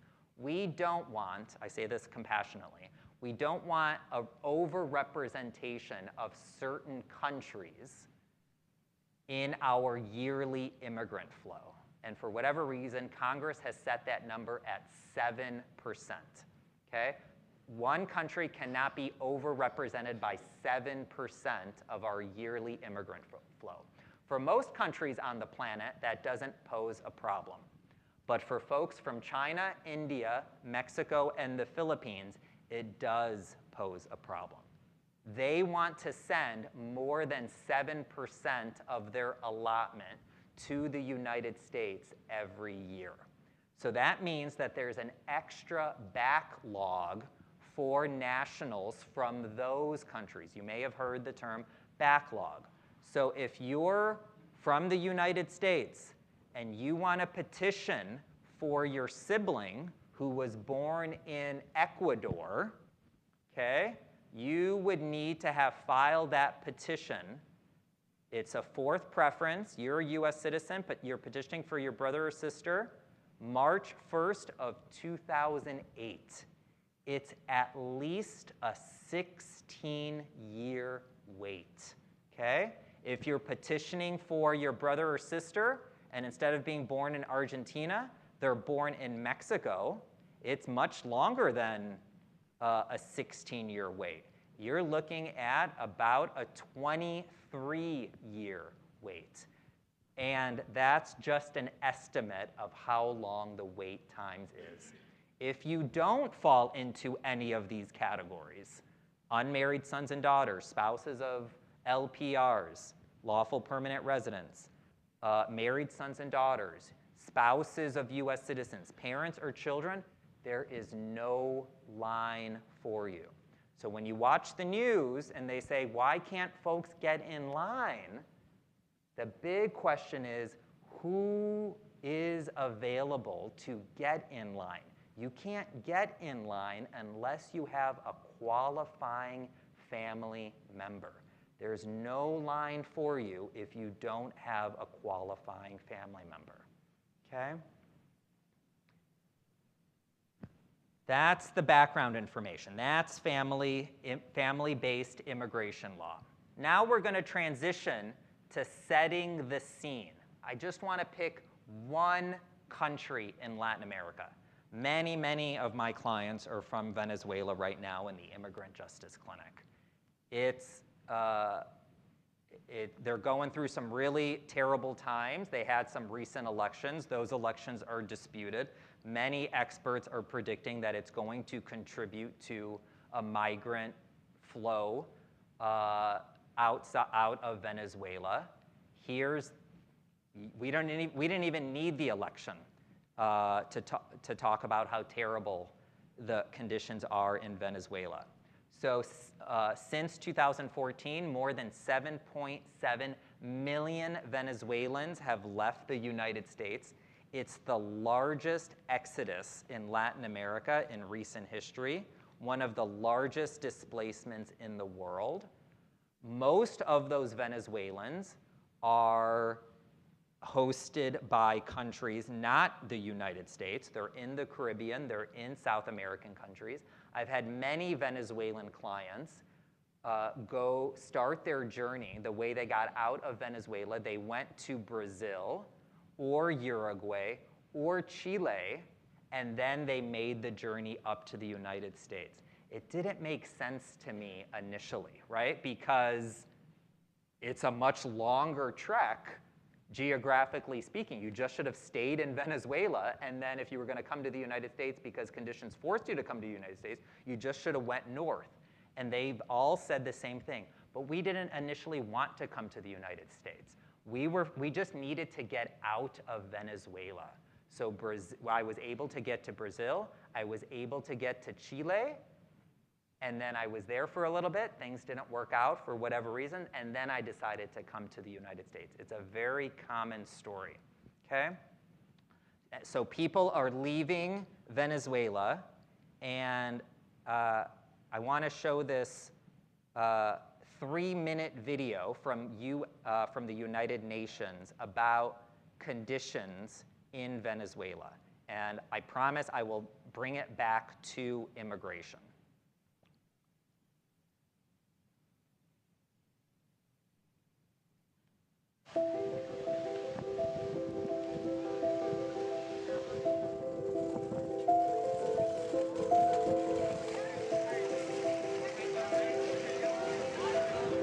Yo no me imaginé que hubiera tanta gente saliendo del país y ver que tus hijos dejan de jugar, dejan de colorear, por pensar en mami se acabó la harina, mami se acabó el arroz, mami viene la caja.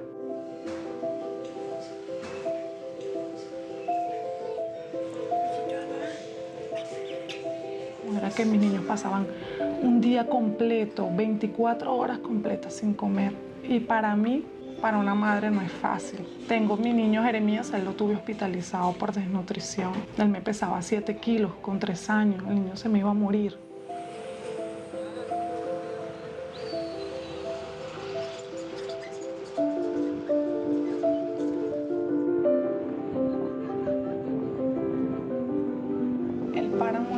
Sumamente frío. Yo cuando íbamos a comenzar a caminar, la gente me decía, ponle 3 monitos, ponle gorritos, porque hace mucho frío, se han muerto niños. Y uno con mucho miedo, porque el temor, porque uno no está acostumbrado.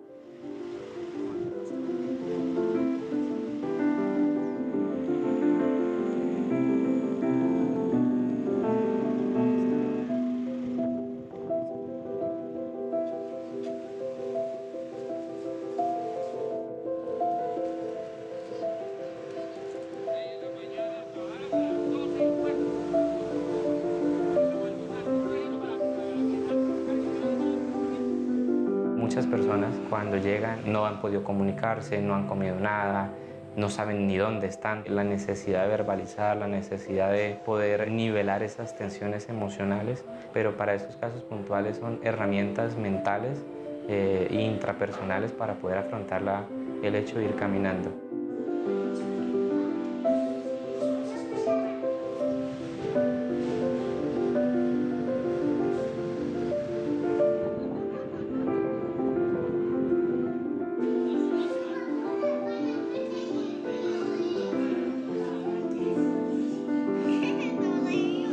Si la situación en mi país se mejorara, yo quisiera poder volver a mi casa, a mi país, estar allí con mis hijos, que ellos estudien, que ellos vivan la vida, la infancia que yo tuve, una infancia tranquila.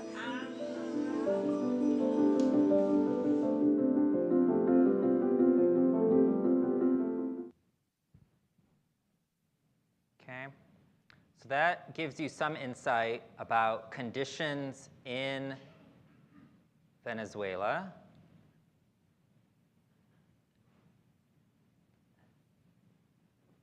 And I'm going to reference back it. So I'm going to talk about those 5 trending topics. The big one that has garnered a lot of attention over the past many years is this right to apply for asylum. And one thing that President Biden did a couple months ago, early June, June 4th, he signed an executive order that severely restricted people's legal right to seek asylum if they entered the United States illegally. That is the rule under the Biden administration. And he'll lift that rule under the order if the number of illegal encounters falls below 2,500, which I think we're nearing that. My crossings have gone down over the past 2 months. We're nearing it, but I'm not sure we're there yet. Here's the definition under the Immigration and Nationality Act of refugee and asylee. This is what folks who want to apply for protection need to fulfill. So here's the thing that I wanted to focus on. As terrible as that individual's story was, watching her son suffer from malnutrition, not have work, not have enough food, if those are the facts of a client who is coming before me, I don't have work, Eugenio. My son is suffering from malnutrition. There's no future for my son. With all the compassion in my heart, I tell the person, that is not a basis to apply for asylum in the United States. Those are just the facts. Our asylum laws, remember I told you, asylum and the INA came to be in 1952. This is a post-World War II era definition. You have to take your mind back to one of the worst moments of human history. Europe, World War II. Who was Nazi Germany persecuting?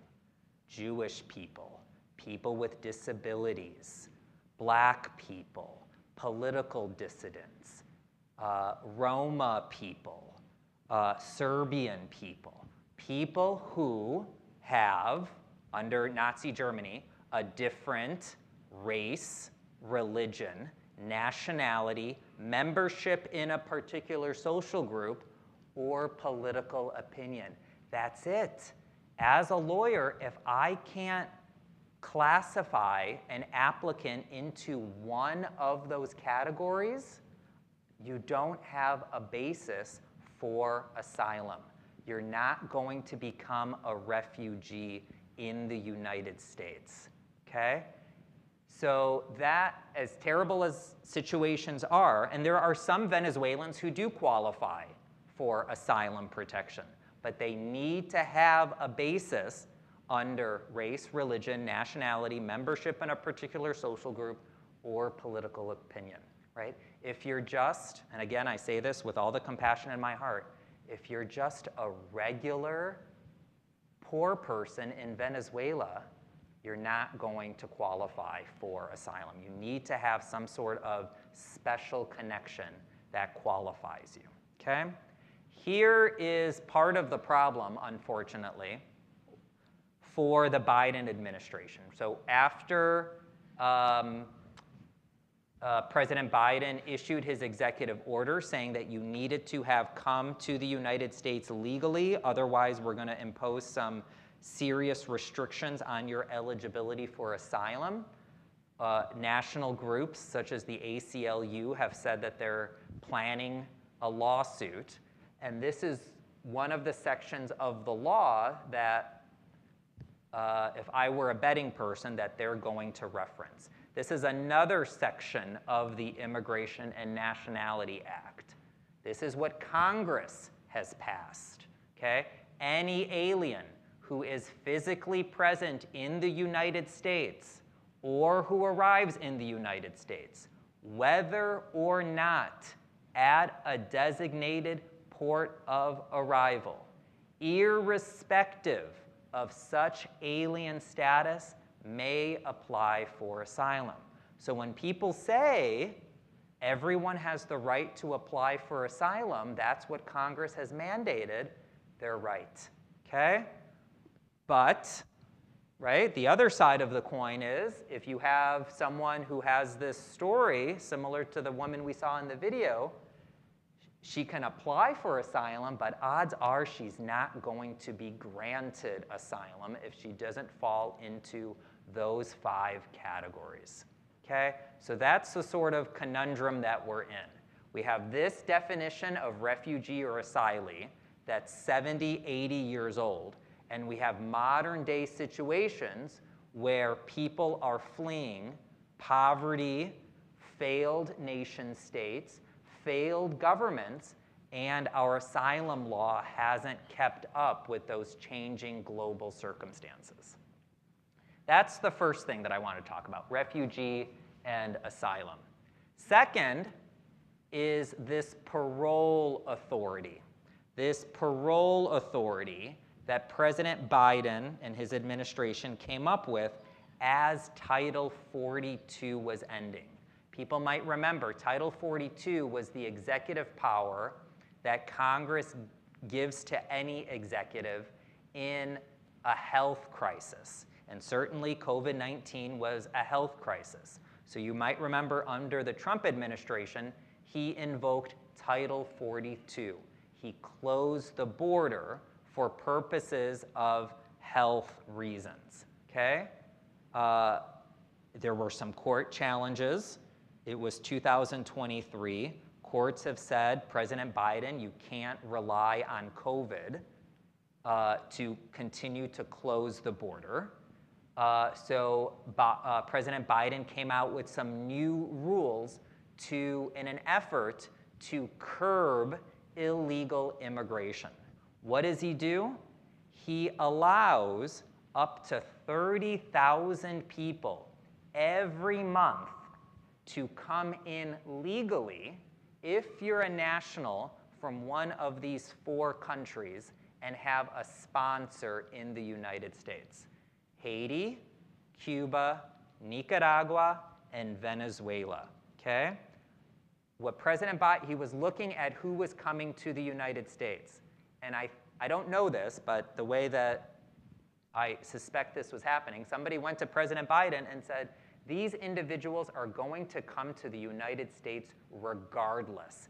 Instead of having more pressure on the southern border and have all these individuals illegally enter the United States, why don't we create some program where people are processed abroad, have a sponsor in the United States, go through a fingerprint check system, we'll run them through our national security and public safety databases. That way we know who's here. If somebody illegally enters the United States, we don't know how, what their background is. But if they enter through some sort of parole status, they're subject to they're subject to vetting and inadmissibility grounds.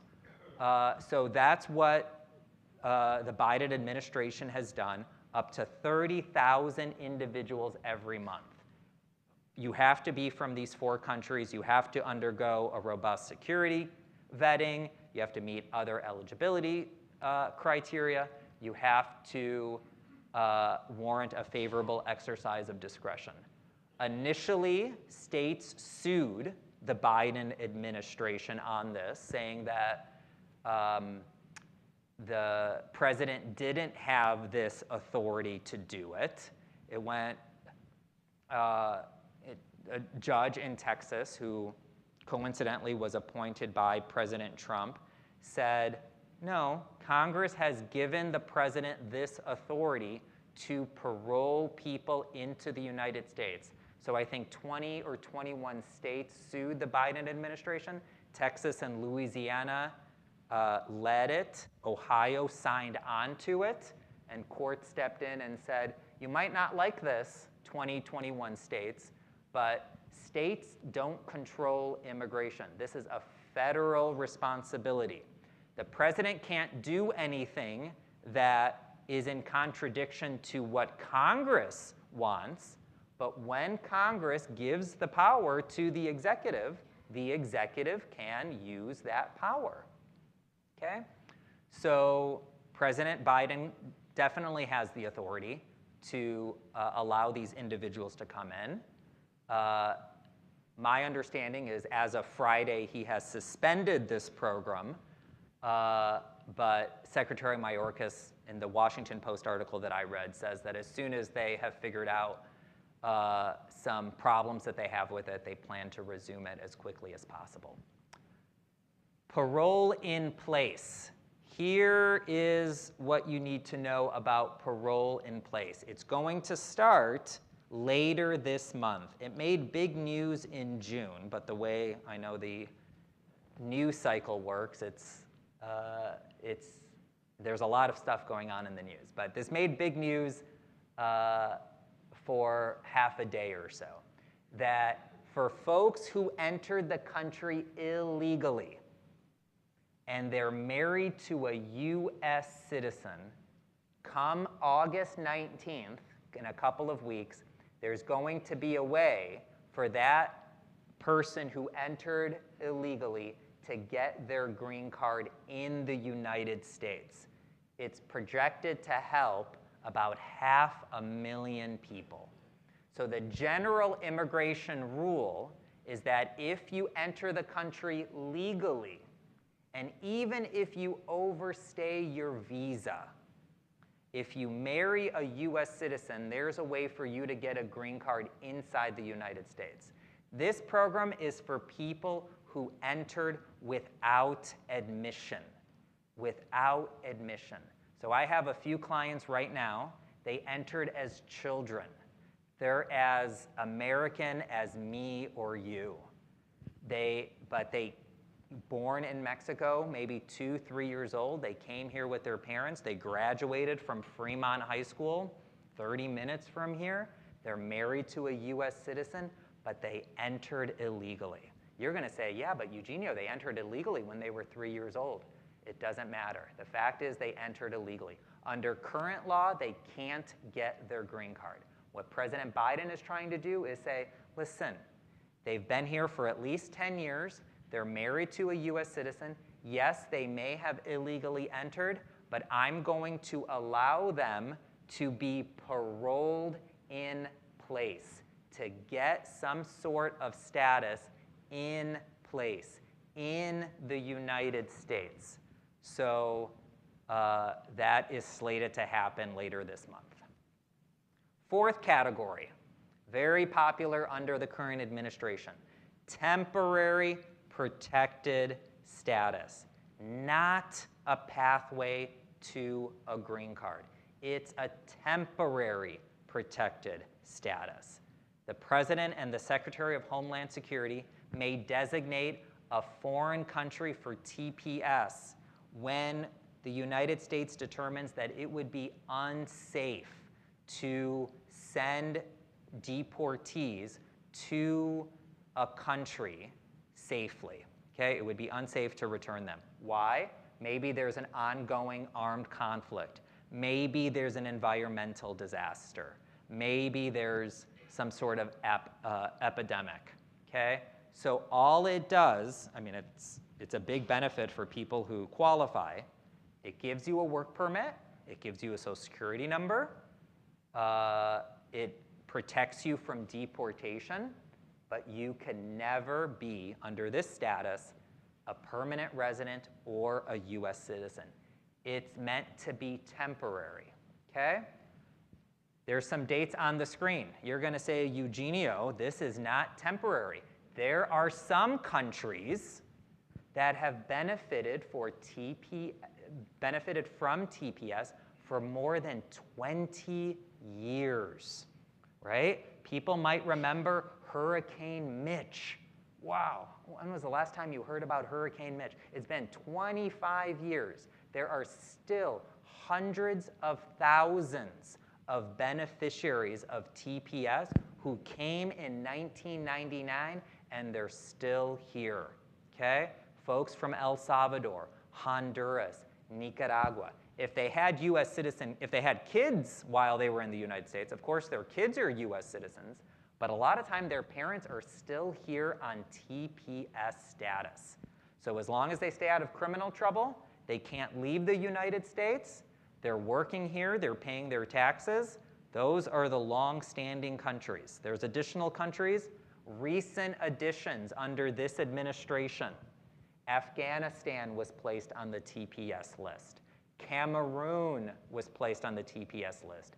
Ethiopia, Ukraine, Venezuela, it made big news in September or October of last year. People might remember Mayor Adams out of New York City was putting a lot of pressure on the Biden administration saying, hey, I have all these Venezuelans in New York City. They're not authorized to work. President Biden, please do something to help the city. Give them work authorization. So one thing that President Biden does is designates Venezuela for TPS status. Recently, this should have gotten bigger news. The Friday after the debate that everyone's been talking about, right? The debate was on a Thursday night. Friday afternoon, Secretary Mayorkas, Alejandro Mayorkas, the Secretary of the Department of Homeland Security, and President Biden expand TPS status for Haitians. So it was really, really big news when President Biden and Secretary Mayorkas designate Venezuela for TPS last year. It was estimated to benefit 500,000 Venezuelans in the United States. And something that has also really rocked the immigration world is this recent designation for Haitians. Up to 300,000 Haitians are slated to benefit for TPS, okay? So those are some initiatives implemented under this administration.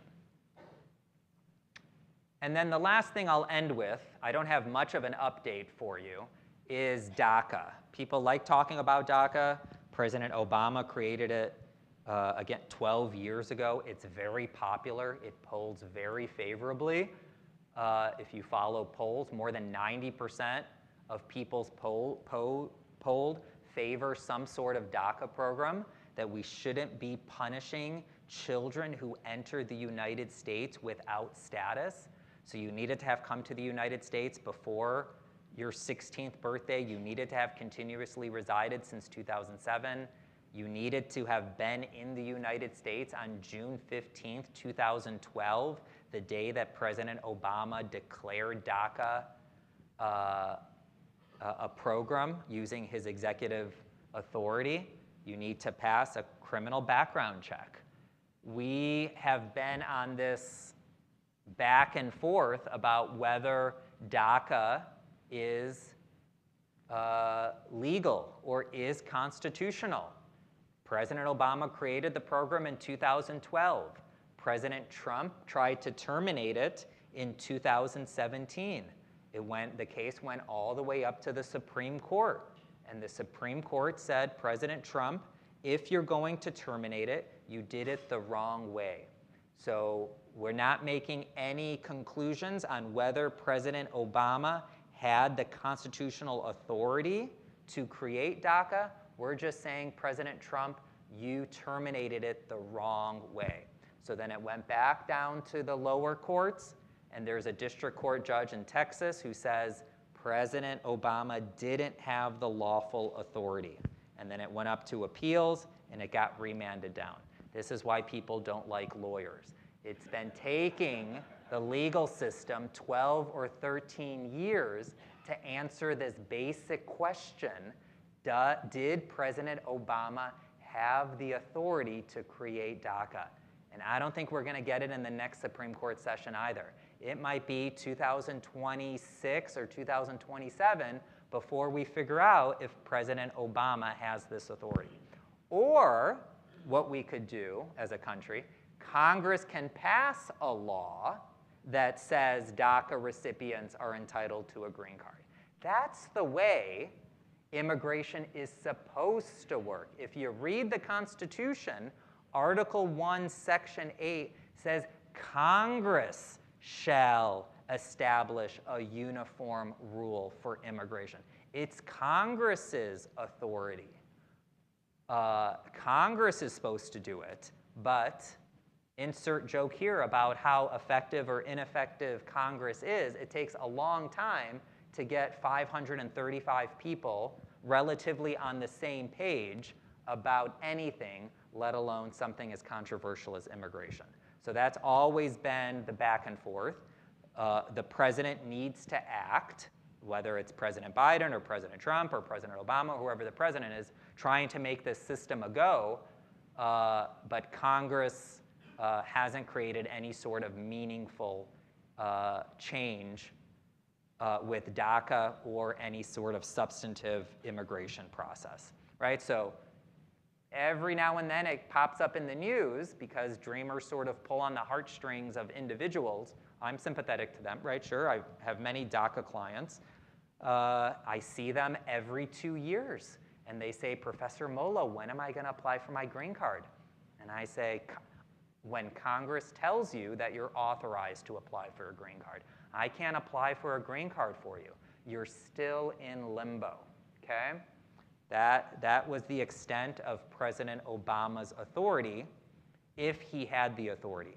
It just protects you against removal, and it gives you a work permit, okay? So that's the presentation. I left 25 minutes. And I'm happy to take questions, comments, discussions.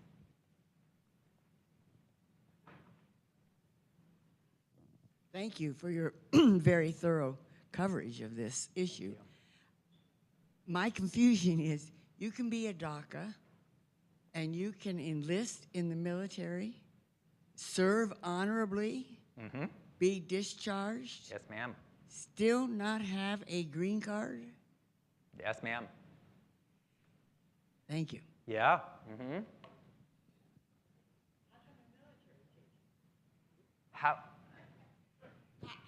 Isn't military considered a job, employment? So how can you not have a green card and be employed by the Army? There is a way to get a green card through the military. It's also a requirement for DACA. So there is a way to get a green card through serving in the military. Does that answer your question? Yeah.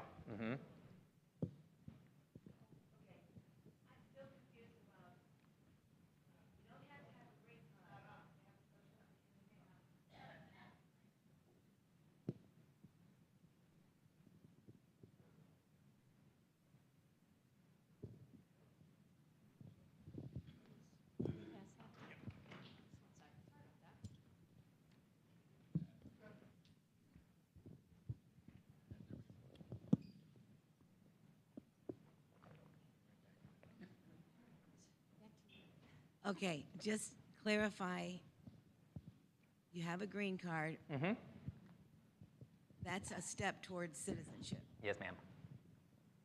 But if you don't have a green card, you can still get a social security number and work and get benefits. No. Benefits is tougher. Yeah, so what do you mean by, if you mean like public benefits, like food stamps or cash assistance or Medicaid, no. Even there are many green card holders who aren't eligible for public benefits. But if you get work authorization, it comes with a social security number. But that doesn't necessarily mean that once it comes time to retire that you're able to collect those benefits. So how do I get authorization for a social security number? Do I have to have an employer that says, I'm willing to hire this person? That's the first step, but it needs to be an employer and an employee where that employer can't find a U.S. worker to do the job. It just can't be, I say that, if you own Kroger and you're looking for a clerk and say, hey, I got this fantastic person who's originally from Mexico. I'm the Kroger Corporation. I want to hire this person who's originally from Mexico. You're not going to do it. There's U.S. workers who could be clerks at Kroger. Just because you have a fantastic worker who's willing to bust her butt and put in all the hours and be a fantastic clerk doesn't mean that there's a green card waiting for that person. No way, yeah. It needs to be a specialized employer and a specialized potential employee where there's no U.S. workers to do the job. The other way of wording it is that there's an inherent benefit. There's a privilege. We give preference to U.S. citizens over any other person on the planet for U.S. jobs. There's this myth out there that exists that says foreign people are stealing U.S. jobs. It's impossible under the immigration law. Why? Because an employer will need to demonstrate to the Labor Department, I tried to hire a U.S. worker. I went to these job fairs. I posted it on the website. I even hired some U.S. workers, but they don't show up at 9 o'clock in the morning when they're supposed to. They're lazy, they don't produce as much, they're terrible. That's an employer speaking, not me. Please, federal government, give me the authority to bring in some foreign workers to help maintain my business. That's the difficult thing that you need to prove from an employer's perspective. Recently, Congress almost passed some legislation on immigration. Did that have a provision for DACA? The one from earlier this year that focused on the border, no, it was all enforcement. Just enforcement. It just was enforcement. It was meant to keep many immigrants at the southern border before getting released to some northern cities. There was a provision in there to increase the number of immigration judges, to double the number of immigration judges so we can adjudicate these cases faster. There was a provision in there for funding for coordination between cities. So if you're in Denver or Chicago or New York, you just don't wake up and you have a bus full of 200 people saying, good luck, Mayor Johnson in Chicago, find housing for these. So there was money in there for that sort of coordination, but it didn't pass. Temporary? Well, I think the immigration judge provision was permanent. Yeah.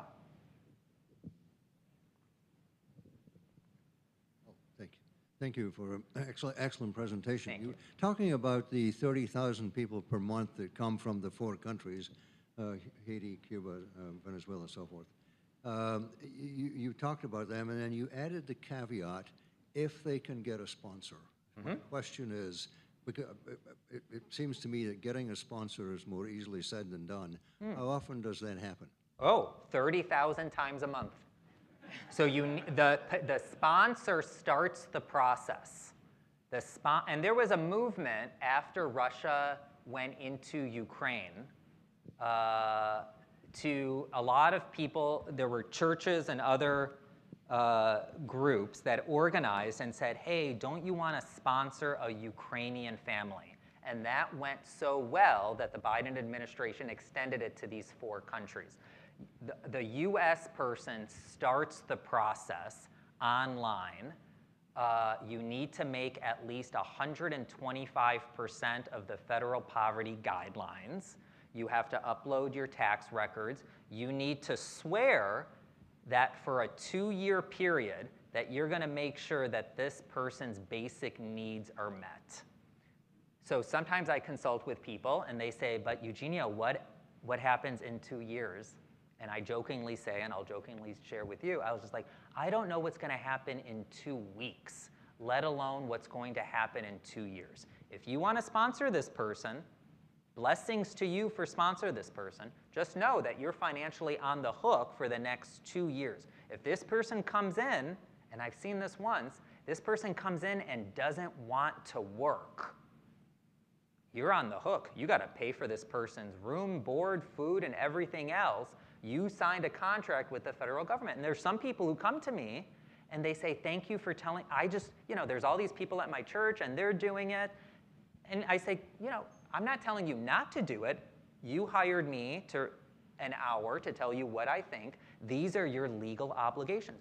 Do it if you want to do it, but just know if it doesn't work out, you're on the hook for 2 years with this person. You don't need to give them luxury accommodations. You just need to give them at least 125% of the federal poverty guidelines.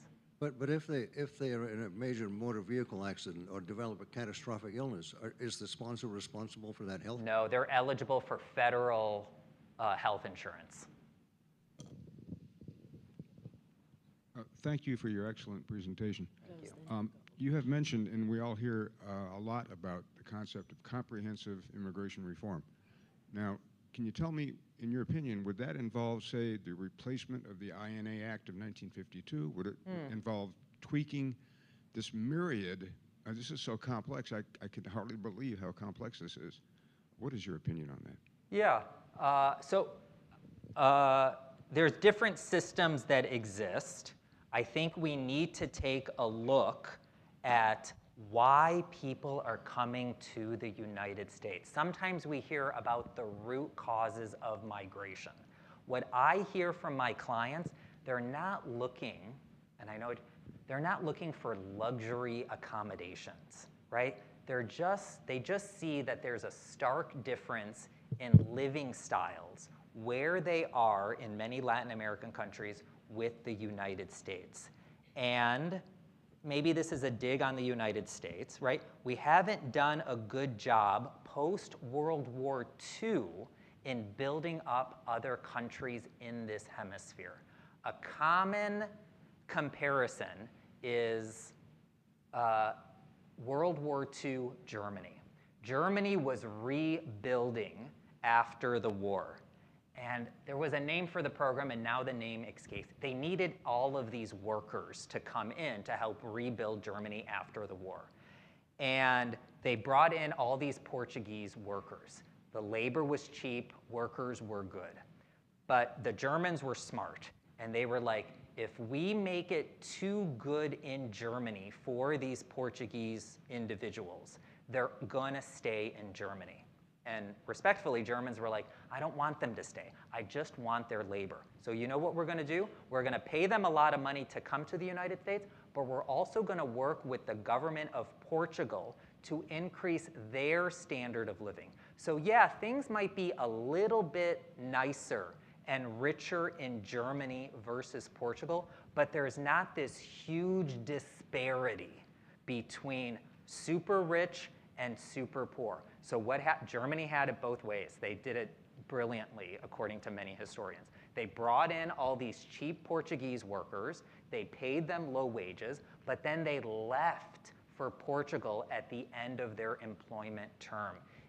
Why? Because these Portuguese workers were like, thank you, Germany, for letting me get some extra money, but now I'm gonna go back to Portugal and live like a king, and things are okay in Portugal.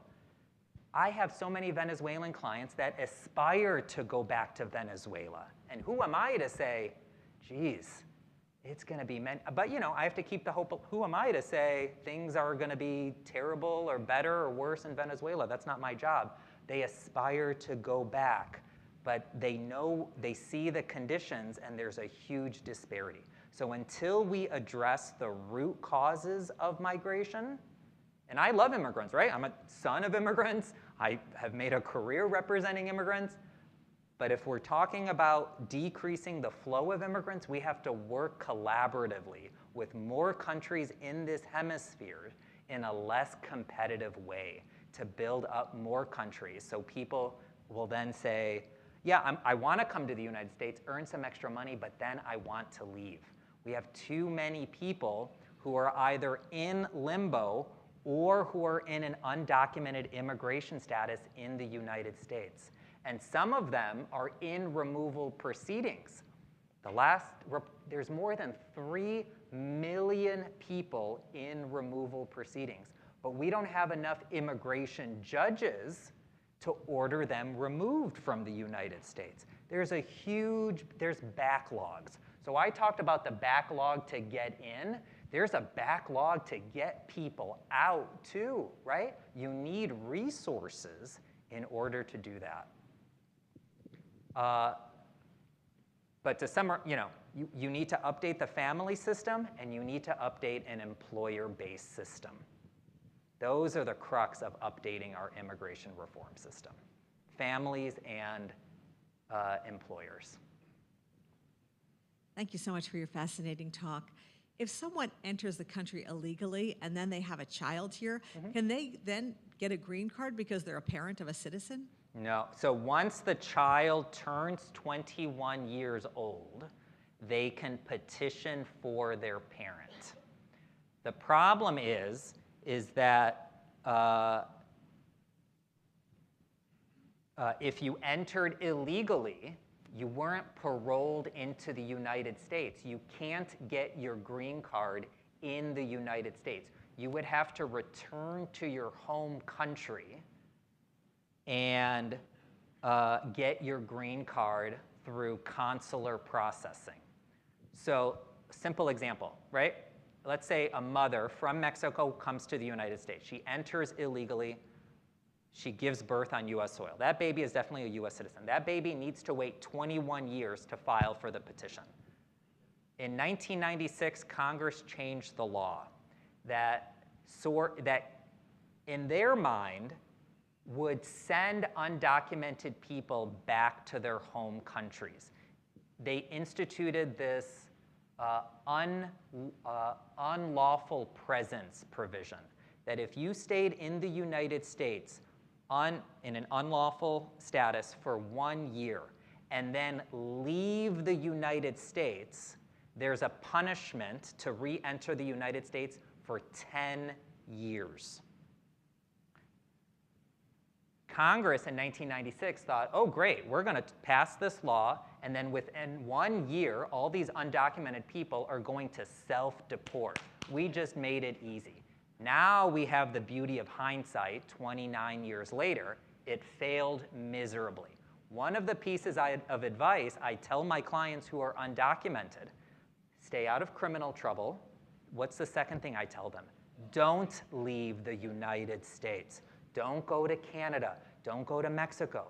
Don't leave the United States. Why? Because if you leave the United States, you're going to face this 10-year penalty. I have to tell them this. If I don't tell them this, I feel like I'm doing something unethical, right?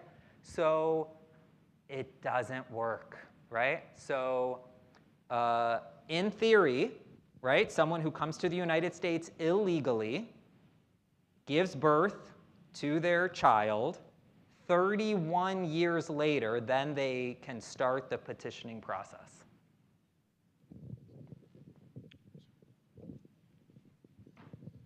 Thank you so much for your presentation. I have the privilege of working with asylum applicants, primarily from Central America. I encounter people all the time who say, oh, everyone who comes here is looking for asylum, and it's, just an easy thing to do. could you speak to the asylum process in general, the rates of asylum grants in this country, just generally? And then also, could you give a one-paragraph succinct response to people that say that, you know, the border is broken and the answer to all this is just close the borders? Yeah, okay. Okay, so asylum, one thing you need to know about asylum is that after the 9/11 attacks, Congress passed a law that said asylum applicants need to file their asylum application 1 year from their last date of arrival to the United States. And that, I have clients who've been here for 5 or 6 years. They're originally from Mexico or Guatemala, maybe Nicaragua, and they come to me and they say, hey, I want to apply for asylum right now. And I say, you're not going to win, right? And it's my responsibility to tell you what your odds are. Odds are you're not going to win unless you show some sort of changed circumstances. Why didn't you apply within 1 year of your last arrival? So that is a rule. What I see with a lot of Central American countries are two individuals. One is gang violence, and the other is women who are victims of domestic violence, who can't leave their relationship. So we got to try to classify gang violence and domestic violence into one of these 5 grounds.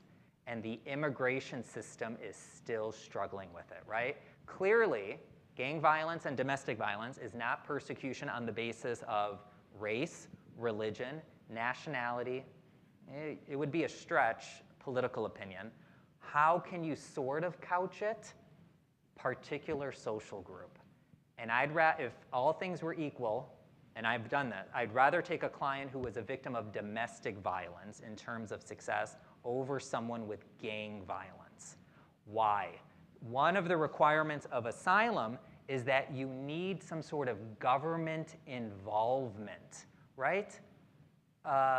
If you leave the auditorium today and somebody beats you up because they don't like people who wear sunglasses on their head, I feel sorry for you, but you can't go then to Windsor, Ontario and say, hey, Canadian customs official, I want to apply for asylum because I fell victim to a crime outside the auditorium in Marblehead, in Lakeside. No way. They're going to be like, that was against the law. I'm sorry that happened to you. Did you file a police report? It's the same principle in these Central American countries. So if you fall victim to domestic violence, very unfortunate, I don't support it, you have to have the courage to go to the police and report the crime. Domestic violence is also illegal in the United States, right? We have laws to protect victims of domestic violence. You would need to create an argument that those governments aren't protecting victims of domestic violence. And the problem as a practitioner is that you don't have the women going to the police departments filing a report. I have seen cases where women do go to the police department and they arrest the guy and he serves 6 months in jail, and then the client comes to me and says, oh, I did prosecute, but he only served 6 months. Well, people only serve 6 months for domestic violence in the United States. There's a system to process it. It doesn't mean that you're eligible for asylum. Sometimes they don't do something. I've seen cases where they do something and the victim is displeased with the outcome. So you need some sort of government nexus. Domestic violence, I've seen them. Gang violence is really, really tough. I'm not joking. Maybe you've looked at the numbers. You have a under 2-3% success rate with Central American asylum claims. What doesn't make me feel good as a lawyer, that I feel fine sharing with this crowd, the grant rates vary very drastically between immigration judges. And that is often a hard conversation to have with clients. So in Ohio, we have one immigration court There's about 10 immigration judges in Cleveland. And there's some judges who have about a 50% grant rate. You have about, a flip of a coin chance of winning asylum or not. Then you have other judges who have a 5% chance of winning. So I have clients that they say, oh, I really want Judge Smith. I don't want Judge Jones. I don't get to pick. And it creates this skepticism, rightfully, among non-lawyers about saying, oh, I thought this was the land of freedom and equal opportunity. Clearly, you have some judges that are more likely to grant asylum than are others. And those are hard conversations to navigate. About closing the border, I'll make a joke with this crowd, right? When we were talking about, as a country, building a wall, many immigration lawyers joked, we don't need a wall because, again, and I mentioned this in the presentation, that's not the way people are entering the United States. We don't need a wall, we need a dome if we're really concerned about people illegally entering the United States. Because like I said, most people who are illegally in the United States fly into the United States legally with permission, and then they overstay. We don't have an exit system to track people after they enter. This isn't a new thing. If you dust off the 9/11 Commission report, right? The top recommendation from Congress 20 plus years ago is that we need an exit system. The 9/11 hijackers all entered legally, but we didn't have a system to track them. As I stand before you, 23 years later, after atrocious terrorist attacks, we still don't have that system. We don't have an exit system, right? Some of you may have traveled to Europe. And when you leave Europe to come back to the United States, they have an exit system. Some of you might drive to, we do not have an exit system. When you drive to Windsor, Ontario, do you meet with a US official? No, you don't. You meet with a Canadian official. But when you come back from Europe, you meet with someone from the EU and you meet with an American once you get to the United States. Europe has an entry system and an exit system. We're behind the times. We only have an entry system. We know who's coming in, but we don't know who's going out. Asia has a much better exit. Maybe. I don't know. But yeah. But people will find a way to come even if the border is closed. Thank you for your excellent presentation. Just have a thought or hypothetical. If you're a DACA person and you don't have a green card, and to survive you start your own little lawn mowing business, and you make a lot of money, will the United States Treasury accept your taxes? Oh yeah, sure, good question.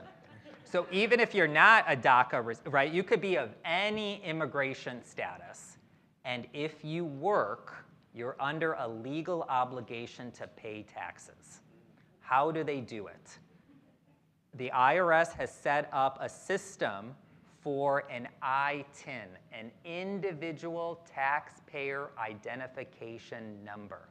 You have to pay your taxes regardless of your immigration status. The IRS issues ITINs. It looks like a Social Security number, but it starts with the letter 9. That's how you could differentiate it from a good Social Security number from an ITIN, but you have to file your taxes.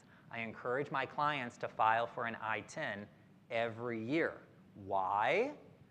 Because if there ever is going to be an immigration reform, you want to show the government that you've been legally here, that you've been here working, even though it's been unauthorized, to show presence in the United States.